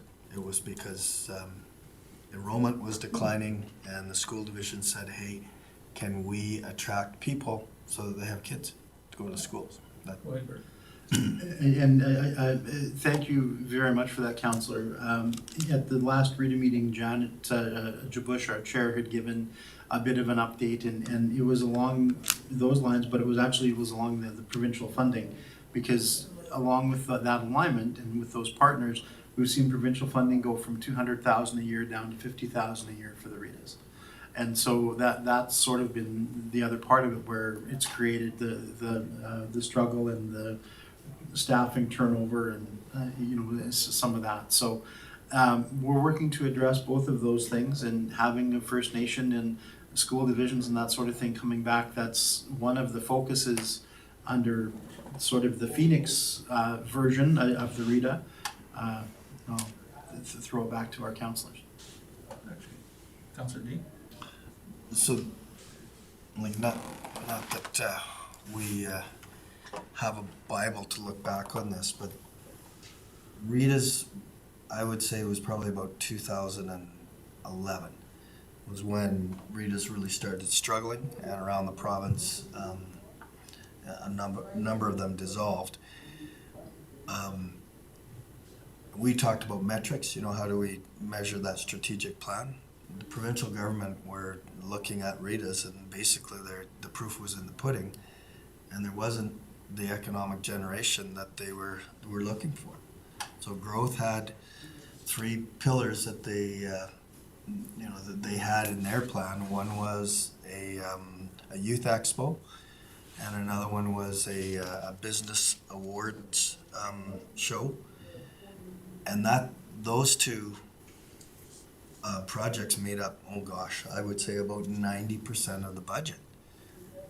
And was the province is looking at it and saying, what's this bringing back to the area for the money?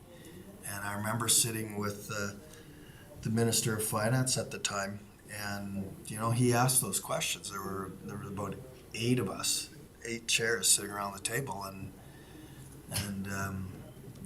he said that unless there was more actual revenue generated coming out of these organizations, they just were not going to fund people to sit around a meeting table.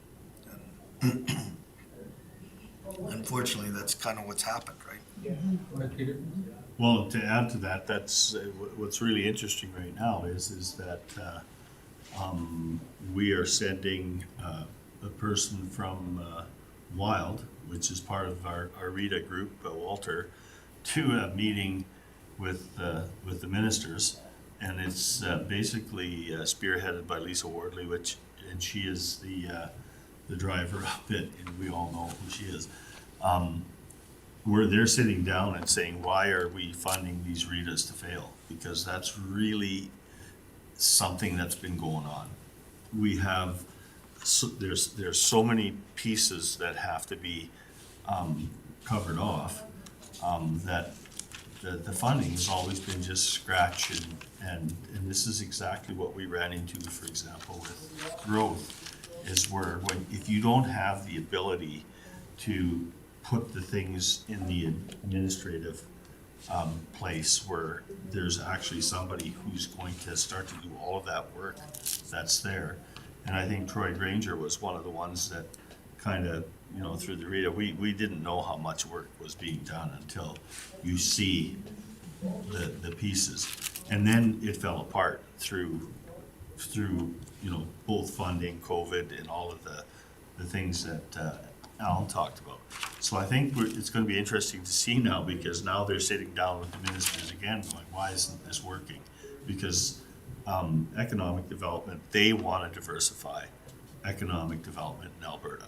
So I think the focus on Lisa's side is going to be, if you're gonna do that, you better start funding these organizations so that we can start putting the real work boots on the ground, because we can't do that right now.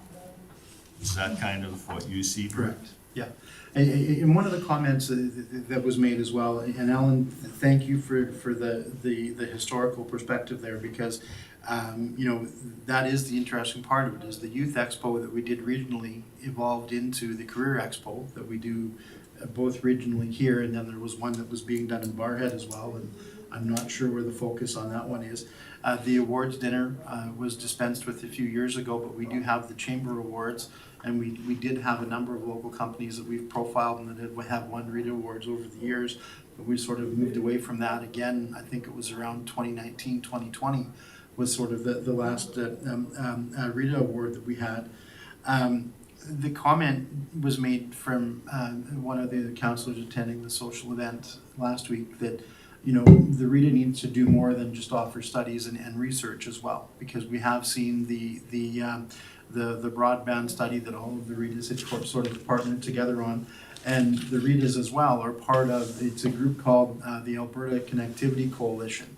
And so there's a couple of private players that are part of that, but through the Growth Rita and through our representation there, we'll have, I'm hoping that we'll end up having a rep. Our previous rep on that committee was the EDO for Mayerthorpe, and I know Janet was looking at what we can possibly do to attend, but we do get information on broadband and on some of those things that comes out of that, and that was where sort of the hemp study was done and some of that work. So it's interesting, because the Rita has definitely had shifting targets over the years, and going back to talking about the strategic plan and nailing down what can we do and what can we do for a municipality that they can't do themselves, that's the fundamental questions in front of the Rita board right now.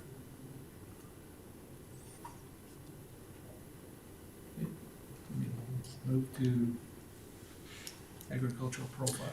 So for the ag profile, we're having our bi-weekly meetings. We've got some things moving along. We've got some contacts out to potential national advertisers. Cindy and her staff, not Cindy. Carol, thank you. Carol and her staff are reaching out and starting to gather in on the advertising side and reaching out on some of the feature stories and all of that. Very happy to say we have the naming contest information up and on the website, and Councillor Dean, I understand it's been distributed for our 4-H's, and so we're waiting to see. I haven't had any applications yet, so anybody listening, we have a naming contest for the ag profile, details on the county website, and we're looking forward to hear everybody's submissions. So that's where the ag profile is at. What's the deadline? I believe we had set it at June 30th. June. Okay, that's what I thought it was. June. And then next up item then, if there's no further questions on the ag profile, would be the EDA conference. And we did have the opportunity for myself, Councillor Prestige, Councillor Dean, and Reeve Burrows all attended.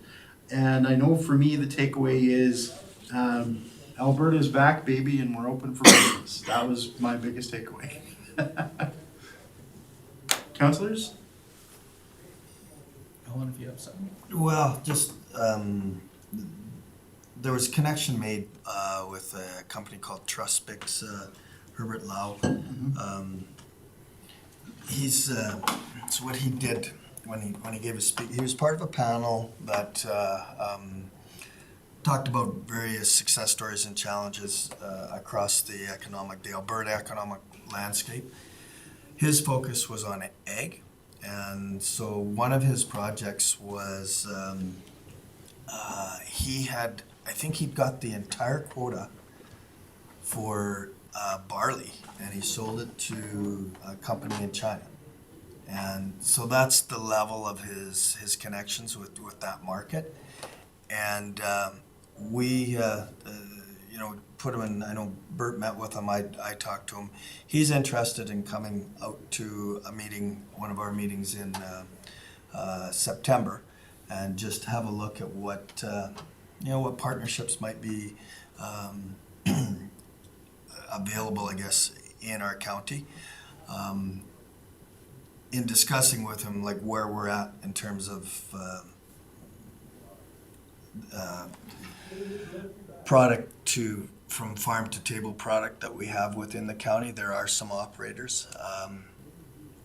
The volume that's required to actually make a connection overseas is beyond the scope of what our producers have. But there is also a network within Alberta that he could potentially help us connect to. So that was the biggest takeaway for me, is that there are some producers in our area that would benefit from a guy like that. So did you follow up with him? I've got a pending call with him. Okay.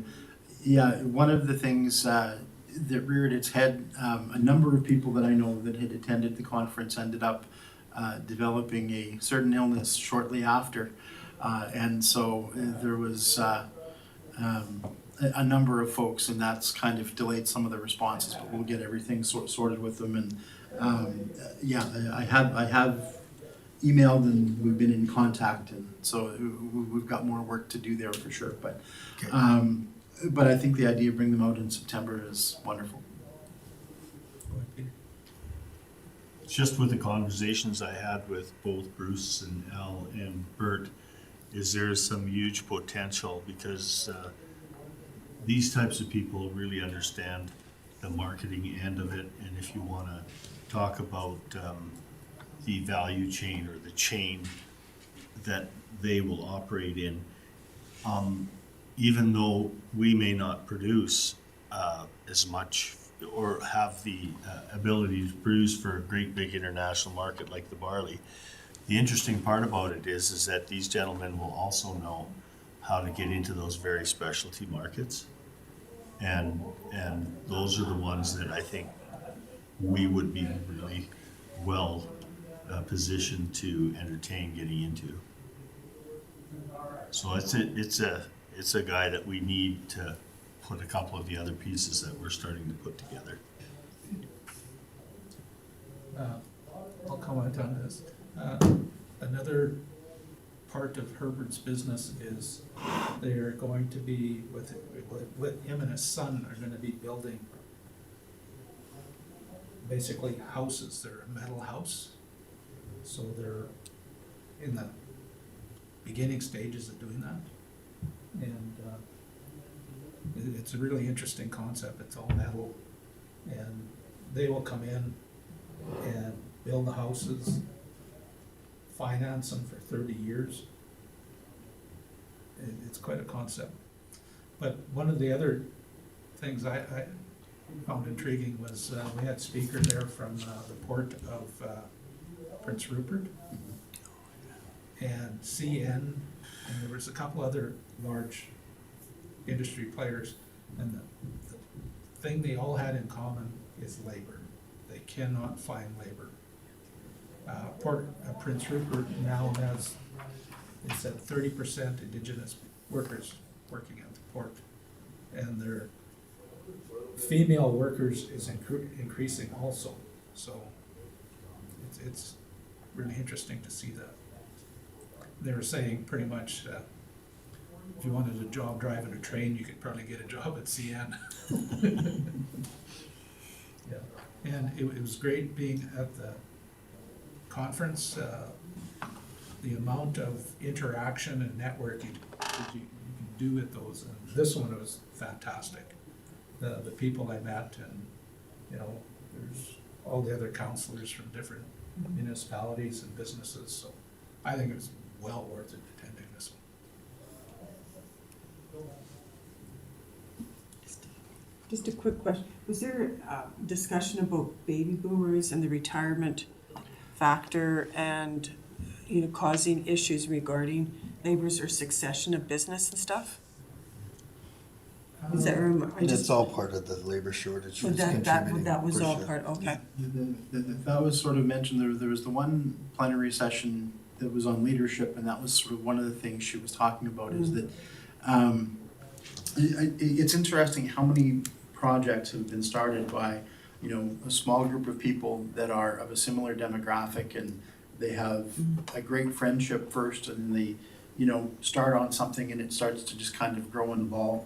And that was one of the comments that she had made, was that, the gaps and the difference in the workforce and in the abilities, and with the amount of folks retiring, it's interesting because we're seeing a lot of our longtime leaders retiring, and there's a gap and a vacuum. And so there was a couple of things that she mentioned around that part of it. And Councillor Dean and I had the opportunity to attend one of the tourism sessions. And to me, what I found was most interesting about that session was tourists follow their stomach. So give them something good to eat and you'll get them somewhere. And I thought that was a really nifty comment, but that was one of the takeaways that really kind of stuck in my brain. Thank you.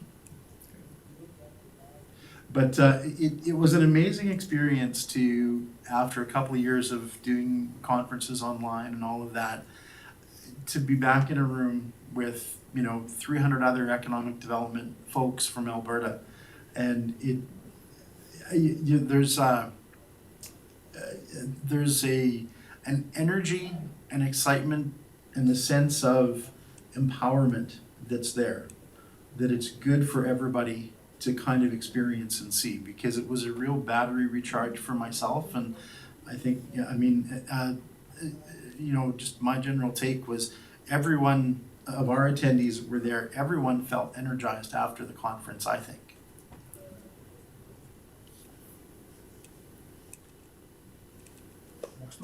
Okay, so that moves us from EDA on to the Hydrogen Convention. And the two main takeaways for me from the Hydrogen Convention, hydrogen is here and investment decisions are being made now. It was an amazing couple of days. The level of announcements, so Premier Kenny was there and they had pronounced it as Hydrogen Week, and the province made some announcements on Wednesday on the first day of the conference during the Premier's speech, talking about the importance of carbon sequestration happening throughout the province.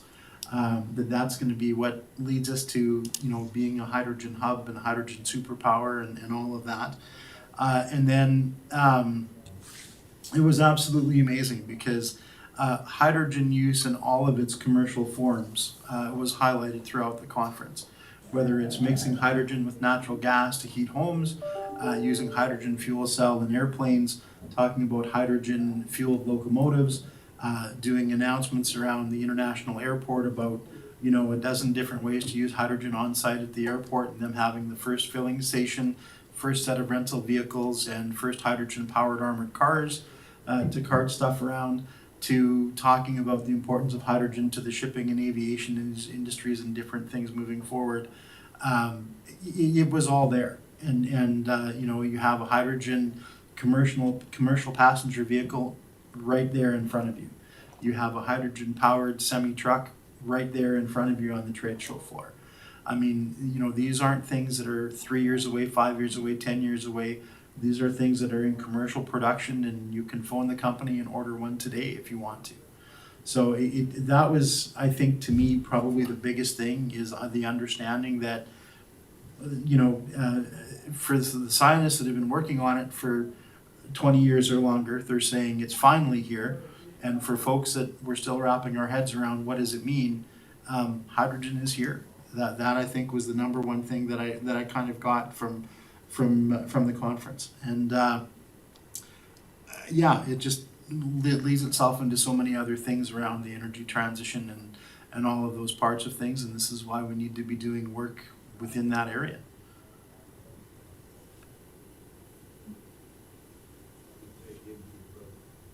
Okay, the next item is the trade fair. And we have a trade fair booth. We're in booth number 29. We have a couple of new banners for our trade fair booth. We're going to have a couple of draws based on our existing budgets and all of that. We have the Golden Triangle through Cindy is going to come, and she's going to work a couple of shifts in our booth. So we'll have some of the Trailblazers and the GT information. We've got some information coming from our Ag Service Board. We've got a request out for volunteers to all of our councillors, and I'm happy to request today to our committee members if anybody would like to volunteer and come and work a shift or two. The trade fair is the 27th from, I believe it's 4 until 9 p.m., the 28th from 10 until 4 p.m., and then I think the 29th from 10 until 2. But I have the schedule up in my office, so if anyone is interested and would like to work, or if you have any other thoughts or comments. The other thing we're going to do is we have all of our photo entries from our photo contest last year, and we're going to have some printed copies of those photos that'll be laminated and hanging in the booth, so folks will have a chance to kind of flip through and see some of those. Can you have kind of a one-pager on the Ag Profile Naming Contest available there? Absolutely. For handouts? Yep. Yeah, and I've got some other stuff from Dawn as well, but yep, absolutely we can, Alan. And in terms of a schedule, if you're, I know I saw an email come out, can you send the, the shifts that you're looking for? Yep, you bet. I'll send that out to everyone. Do you have any information yet on the boot camp for the kids for the summer? No, there's nothing out, and so the update on the boot camps, the contracted staff that NGPS has used the last few years and that have put the boot camps on, they're no longer with NGPS, so they're doing it internally this year. I did speak with the Hilltop School principal last week, and they've assured me that yes, they are putting the boot camps on. Yes, they will be sending us an invoice and a financial request, but we have no other detail yet. Just wondering if there's anything at all that they can get before the trade show, so that, like you said, if you have a poster or something, because there was a lot of people last year not aware of it. Gotcha. I will see if we can get our hands on anything. Thank you. Well, you can put my name down for one shift. Don't care which shift. Did you say for 4? Sorry. Use the other ear, Bert. Oh, sorry. All right, I'll send that out, and thank you very much, Mr. Chair, for volunteering for 2. Oh, 1. I'll do what I have to do. I'm not here, otherwise I would. Okay, so that gets the trade fair part of it kicked off. Next we have the Klondike Ultra Running event, and Monty McNeese is an absolutely fantastic human being, and we've been playing the world's longest game of phone tag for the last couple of months. But in our messaging back and forth and all of that, the website is all set up and ready to go. The full itinerary is there. The folks that are participating in the 108-kilometer run start on the course at 5 a.m. on June the 11th. And they have 17 hours to complete their 108-kilometer run. So all of the other runs are the same day as well, but they all start a little bit later as that first group heads out. And then on the Sunday on the 12th is where he has the kids' 6-kilometer run and the family stuff. But what has been really good, they've done a lot of wonderful work with our development department, because he's got his permit in place again this year. And based on suggestions that were put forward from our committee last year, they have integrated themselves as fully as you possibly can into using Fort Assiniboine, recognizing the hotel property, recognizing the museum, recognizing volunteers, having some charitable contributions come back to some of those groups as well. I mean, he's done a really good job. His request from us so far was just to make sure that we have a couple of tents available. If we do have some folks available that could be on the ground that weekend, that would be great. I could be there if the committee desired me to be, but that is between the Global Energy Show the week before, which I would be back on the Friday, and then I have Paige arriving on Monday night for the Cycling Conference, which is that Monday right after. So it's an incredibly tight timeline for me, but it would be great if we can have some kind of representation there with Monty. He's got 200 people registered roughly for the run part of it. Registrations are now closed. He'll have between 400 to 500 people on site, but his the website and everything's got all the information there. And as I said, he's got all those other recognition programs and things in place. He's done a great job, I think, of getting it organized and ready to go. If you want measurement of economic development, this is a good measurement right here. One of the things that happened at MPC, we actually committed to, what was it, a 10-year or a long-term contract with this guy, because they want to make this a lot like the death race at Grand Cache, where it becomes a destination for some of these guys. So for the Fort Assiniboine area to have that many people come in, this is big. This is really, really good. So to the previous people who worked on this, Absolutely. excellent. It's really nice when you see an event like this grow from within, and you have the event organizer recognize the importance of working with community and with the local businesses. And I can't speak highly enough of him. He's a quality individual through and through. And you know, he really got pinched last year between the COVID regulations, and we had opened and then we shut down again for that short time, and his event kind of got the brunt of that last year. So he was able to do timing trials last year, and that was about it. But we've had some excellent conversations, and his participation and recognition and everything within the community is wonderful. Is there like something wrote down somewhere that shows the recommendations to him to reach out to the community of Fort Assiniboine? It wouldn't be... Like when we're, sorry, just to Yeah. give you an idea of why, when we're talking about meeting parameters and hitting targets, if that was information that was given to him by the committee to reach out to the community, because I know the last 2 years that he's done it, nobody in the community was aware that it was happening.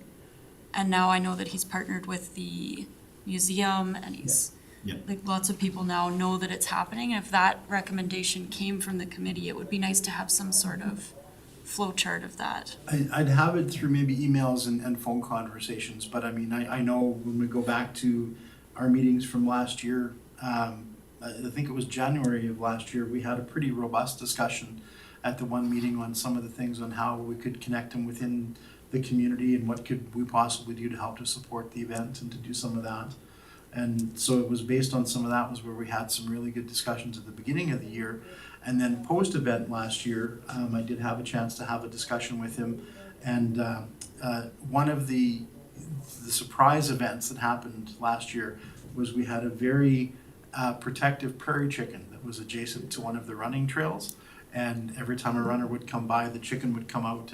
And so for his participants, that was not just running in the sandhills was a unique experience, but having to deal with the wildlife being defensive. It was a great takeaway story for a lot of his participants last year. And so, yeah, I mean, we have had really good, do I have it written down somewhere? That's a great question. I'm not sure that I do. We should make a note of it now as something to put on our list of achievements.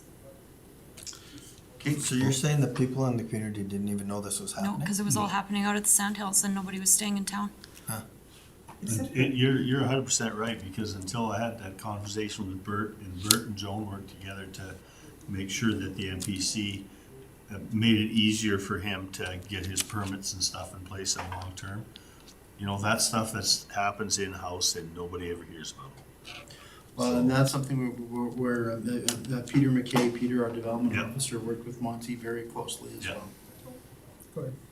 I just think that might be a good one for somebody to reach out to the Woodlands Express, because it'd be nice if they did a story. He's already done, I think, 2 articles. He did a Yep. post-event article last year, and they had one in February, I believe it was, because we'd put him in contact with the Express as well. Okay, perfect, cool.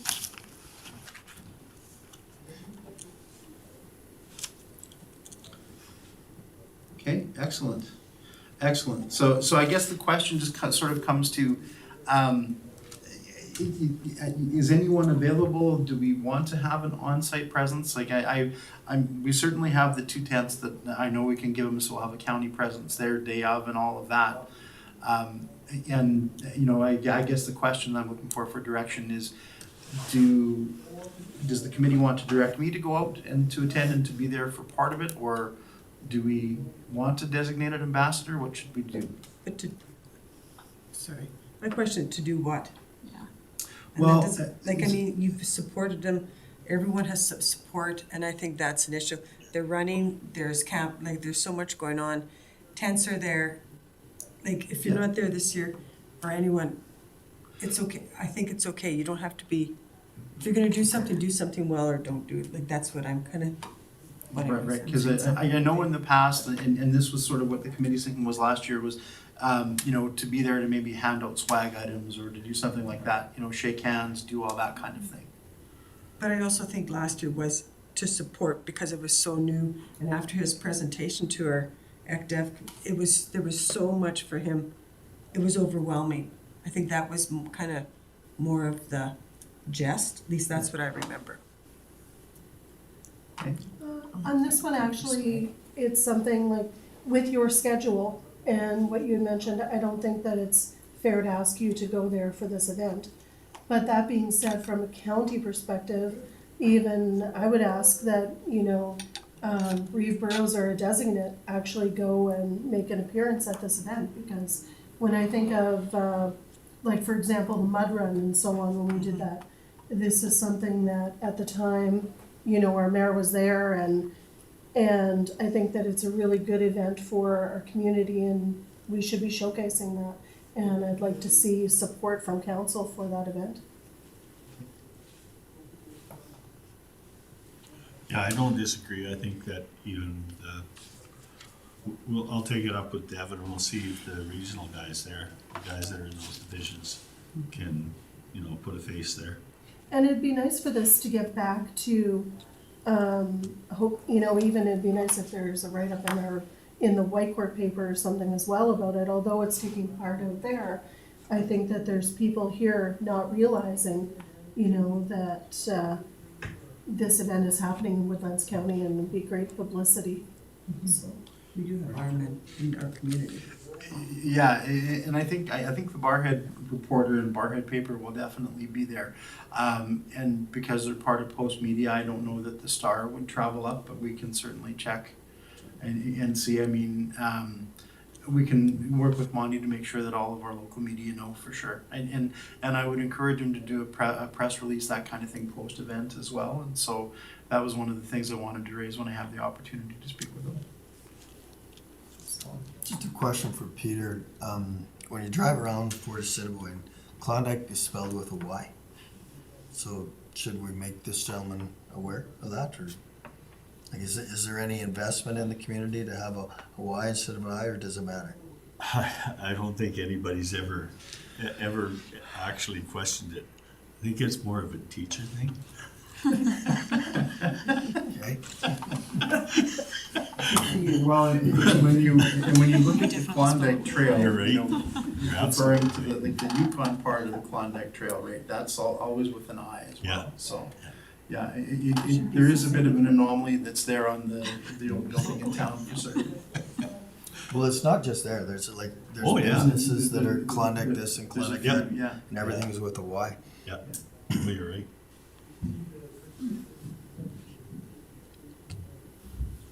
Okay, thank you very much. So that gives us some direction and some commentary there. Lemonade Day, June 18th, 2022. The request we have there is we do need 3 judges who can commit to being in Fort Assiniboine on June 18th itself. So that's one of the things. And then I'd mentioned earlier that $200 expense. As part of the Lemonade Day training, we had to rent the Fort Museum. Because it's in the evening and after hours, we weren't able to use the county office because we would have to have staff there and that sort of thing to open and to supervise. So we rented the Fort Museum. So they did the initial training session was, I think, on the evening of the 17th, and then on the 31st, there's actually a lemonade tasting where all of the participants, and I believe we've got 3 local participants out of the fort so far, and I think there were a couple more that had come to that information session. I think Michelle had reported to council, there was, I think, 6 overall that had shown interest, but I think we've got 2 registered for sure for the fort. There might even be more. There was a couple that may be coming from the Blue Ridge area. Yeah, coming from Blue Ridge area, and we weren't sure whether they were gonna go to the fort for judging or come into town for judging. Yeah. I'll go So, and I'll be the judge on that Saturday. well, the 18th is that Sight Link Day as well. Oh, right. So, yeah. so Can't do it. so there is the opportunity, because it would be earlier in the day, there would be that opportunity to be there and then to come to the other event towards the evening, but it does make it to be a pretty full day. Yeah. And so the preference, I mean, would of course be that if we can have a counselor or 2. Last year, our esteemed Lemonade highly trained judges were all counselors, but I believe we've probably got some very uniquely pellet-enabled folks that are on our. Which day are you talking about? So June 18th, so that's the Saturday. And from when? She hasn't given me the time yet, but I believe I think it's from like 1 to 3, roughly. Peter, Well, is that something you were doing? I'm not 100% sure yet when we're doing that tour with the cycling guys, so. Yeah. So that's what we ran into a little bit of a. There's 2 events that kind of jam up with the Cycling Conference. So on the Friday on the 17th is the Chamber Annual Golf Tournament, and then on the Saturday the 18th is the Lemonade Day. So that's where And it's party in the park. yeah, and party in the park over those 2 days as well. So it really kind of jams the calendar. So on how that many? weekend. So we need to have 3 judges. No, how many lemonade producers are you looking at? So I believe we've got 3 that are registered so far. I'll make time to go. Okay, thank you. You might have to ride down with me from Blue Ridge on the river. Yeah. So if we have, we'll have 1 committed for sure. Is there anybody else that lives in that area that might want to be a lemonade judge? We're gonna be up at our fishing lodge Okay. through all of June. No problem, I I'll tell you, understand. working with these kids and judging them, it is quite an experience. It's hilarious. It's interesting. I have no doubt between council and staff and ECDEV committee members and all that, we can find 3 judges. It's just, yeah. We want to make sure that they get judged by an expert panel. Okay, Some of the lemonade might make you pucker up, but it's all pretty good. it really was a lot of fun last year, and Michelle is absolutely wonderful, and they have what they call the Lemmy costume. So it's a yellow T-shirt with a great big lemonade head.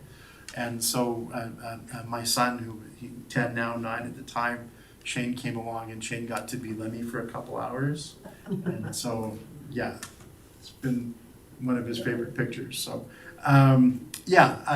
we'll find 2 more. Thank you very much, and I think that kind of guides us through that part of it. And that moves us on to parade float and parade candy. And so we have 2 parades that I am aware of so far. An average summer we've in the past we've had 4. We usually have the Barhead Parade, the Mayor Thorpe Parade, are the 2 that are out of county. We have the Chamber Canada Day Parade, which is always on July 1st. And then the Hamlet Hoedown Parade, which is the 3rd weekend, and I should have the date in front of me, but I didn't write it down in my notes, but it's the 3rd weekend of August is when the Hamlet Hoedown would be. And so this year, the recommendation after talking with infrastructure, our big normal float trailer that we've used in the past, it needs to be inspected and probably needs some TLC after having sat for a couple of years. So the proposal is that this year we would use a county vehicle and then a smaller trailer and try to focus on doing something that's environmentally friendly and not as focused on disposable plastic banners and flowers and some of that kind of stuff. So those are kind of we still have some time to work and look at those a little bit more, but just to put those onto the agenda that we know we've got at least 2 parades coming. So. And that is it for the updates, unless there are any other questions. Peter's got a comment. No, I was just gonna make a motion to accept the economic development report, work plan update as information. Any questions on the motion? Call a question, all in favor? Pass. Okay, thanks everyone. We should get through the rest of these items here fairly quickly, I think. So under Blue Sky, there were a couple of things that they're largely announcements and information that came out of being at the Hydrogen Conference. The first is the second major announcement for investment in the Greenview Industrial Gateway, and that's a company by the name of Cerulean, and they are building a low sulfur fuel plant. And it's roughly a $2 billion project, so that would be the second major site that would develop into the Greenview Industrial Gateway. The announcement, it wasn't made at the Hydrogen Conference, but it was reiterated by the Japanese delegation that was there, is that the main port in Tokyo is implementing a advanced facility for natural gas and for ammonia. To be able to fuel the shipping industry there going forward. And so that seems to be the world standard as the shipping industry moves off of the heavy bunker fuel and they face what they're facing with carbon tax and with all of those things. We'll see them moving more towards LNG and towards ammonia as the likely forms of locomotion. And then there were a number of announcements, I believe it was 17 separate announcements that were made around the EIA airport about them becoming the hydrogen hub. And so when you look at these events, the economic development background to it is coming back to that fundamental that economic development is a process, right? It isn't something that just happens. When you look at the Greenview Industrial Gateway, that's something that they have had in development for a number of years, right? It was initially called the Tri-Industrial Park. That partnership kind of got reimagined, moved together.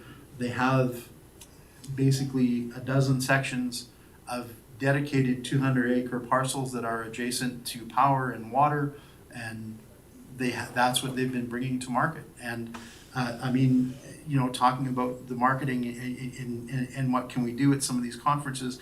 Well, Greenview had a 20-foot booth with a minimum of 4 staff in it at all times at the Hydrogen Conference.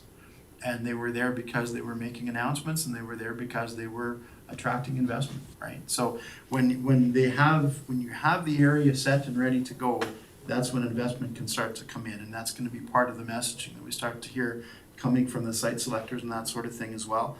On the EIA portion, having worked in Beaumont previously, I was there when the Aerotropolis study had come out, which was a study that was done jointly between the International Airport, the County of Leduc, City of Leduc, and a number of other players there. And really, the hydrogen hub, all that they've done is they've taken all of the concepts that were in that Aerotropolis study of how do you make the airport be a living, breathing thing and a place for research and development. And they put hydrogen in as the central tie that ties all of that together. And so now you have a hydrogen hub, you have all the vehicles on the airport being fueled by hydrogen, you have the rental vehicles at the airport being fueled by hydrogen, you have the heavy truck capacity being, they're looking at hydrogen vehicles because they've got a hydrogen hub that they can base everything out of. You have Japanese technology firms investing in because it's zoned as a living lab, so they can bring in AI and different tech and try different things, and it becomes where they can move it from a bench test to start to testing commercial application on various technologies. That's the bulk of all those announcements that came in together, and it's all based out of, you know, it's been a 5-year process for them to go from that Aerotropolis study to what they were able to build in 2.5 ounce. So that's why I wanted to put those three in front of you, because they're, all three of them I think were really interesting stories, but the backdrop on all three as well is that they're fundamental examples of how the economic development process works when we come at it the right way. Okay, Art, you got your hand up? Yeah, I think Bert's just made my point about how we need to focus on hydrogen and the global energy perspective. And we just can't count on Bert to do this by himself. And it's just, as our previous discussions in this meeting have indicated, we don't have the budget as an economic development committee to do what Greenview is doing, what Yellowhead is doing, and we're really missing out on these opportunities to develop a long-term plan or strategy, or to even attract this industry to our county that has so many advantages that are just not part of the discussion. We can't even send an additional member to either one of these conferences, let alone have a strategic plan like we developed last fall. Bruce and Bert and I, we had a plan to meet with 75 companies. And then we also had the fall plan to bring most of these companies together at the casino and engage them in a discussion about economic development, especially as it relates to oil and gas, hydrogen, and some of these spin-offs. That got canceled because of COVID, but we don't even have the budget to bring it back. So, I mean, it's great that we're attending these conferences, but I think it's also important to note that we really don't have the budget as an economic development committee to help our county and its councillors take advantage of this in the same way that other counties like Greenview and Yellowhead are doing. Yellowhead with their 800 megawatt natural gas power generation plant. So I just want to note that I'm not disagreeing with the decisions that we've made as a committee, but honestly, the lack of movement on or our ability to engage these people is just leaving us behind. And I really hope that as we move forward, that council, through its budget to economic development and the economic development committee, could make a more meaningful contribution to the county if we just had a few more resources to help out with. Absolutely. Alan? Yeah, Art, I'm not sure if you can see the head nodding around the table, but you make a really, really good point. I don't know how to say this diplomatically, but you know, we just spent half an hour talking about a race and a lemonade stand, and these guys are going ahead with a project that's going to generate thousands of jobs. And so I think we need to maybe narrow our focus, and all of those things are important, but we need to bring value back to the county. 100%. Any more comments? Questions?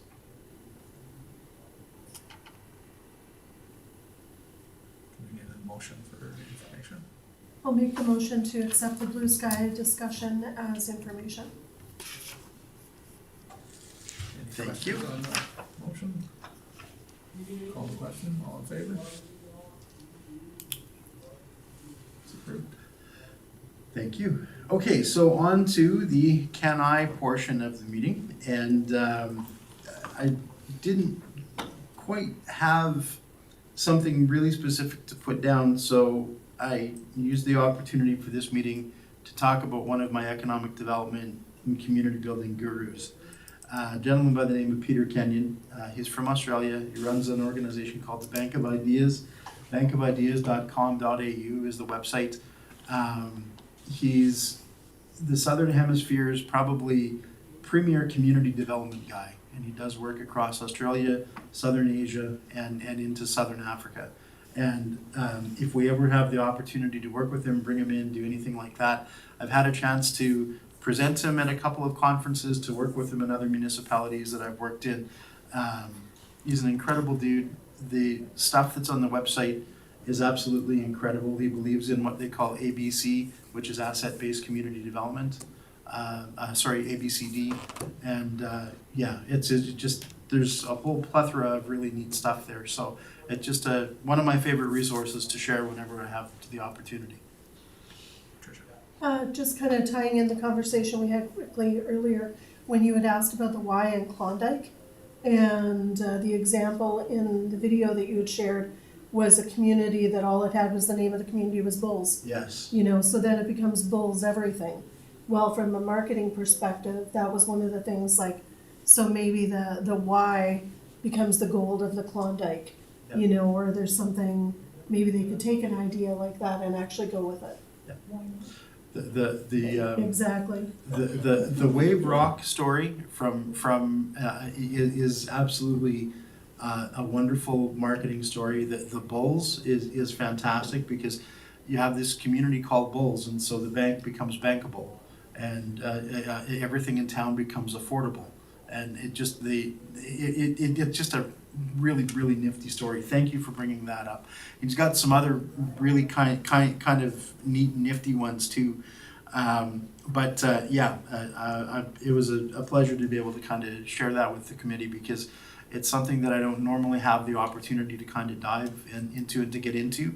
But in past years, Peter's been both a guest of Economic Developers Association of Canada as a speaker, and I believe we had him here for, I think it was through Community Futures.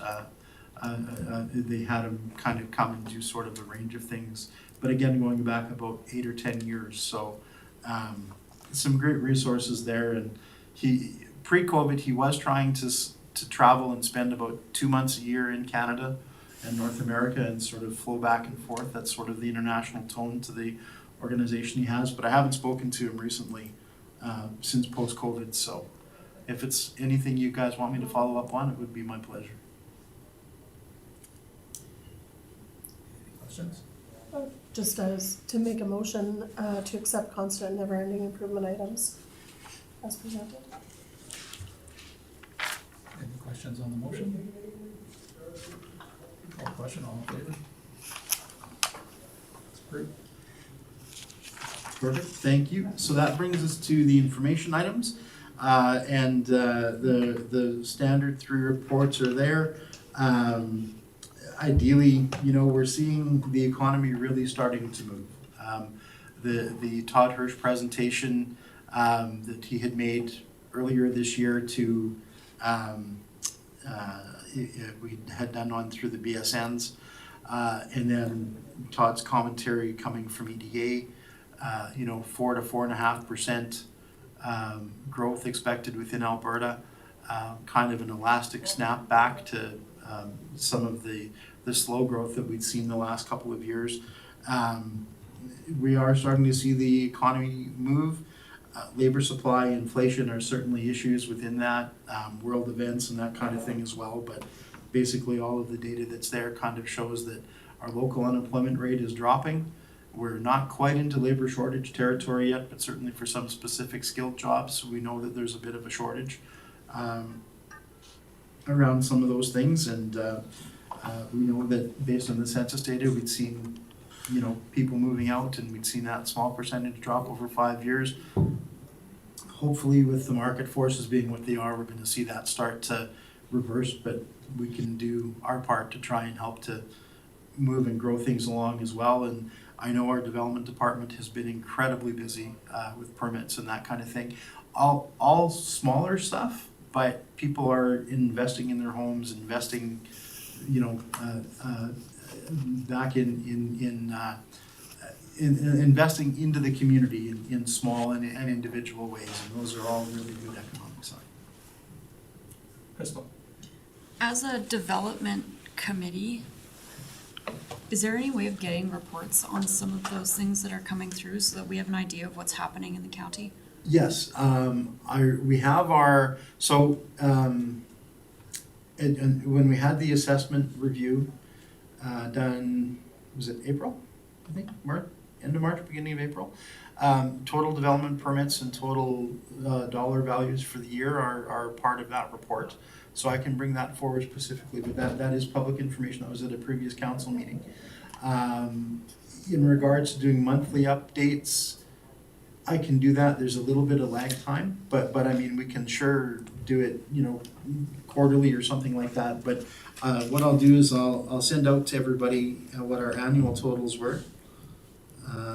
And then I'll talk to Joan and I'll find out where we're at so far this year. But I know some of our surrounding neighbors are either on track or above where they've been like for their 5-year average, not just based on last year's numbers. You could probably go onto the county website to the NPC meetings, and it lists all the development permits. Does it tell you which ones have been approved and which ones have, finalized?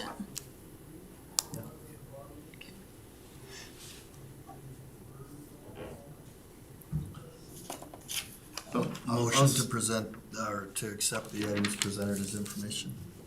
Okay. Any questions on the motion? Call the question, all in favor?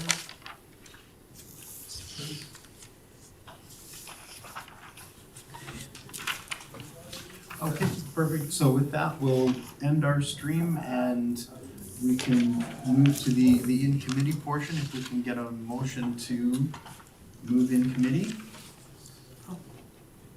Peter, I'll make that motion. Peter makes a motion to vote in committee. And that would be at 11:50. Okay. Any questions on the motion? Call the question, all in favor? Okay, and we'll end our stream there. Just give me a moment. I am raising and lowering my hand for I the see it. motions, just so you know. Thank you very much, Art.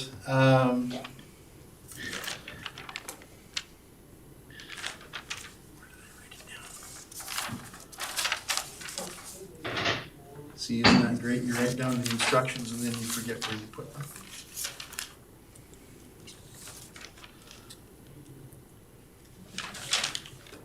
There we go.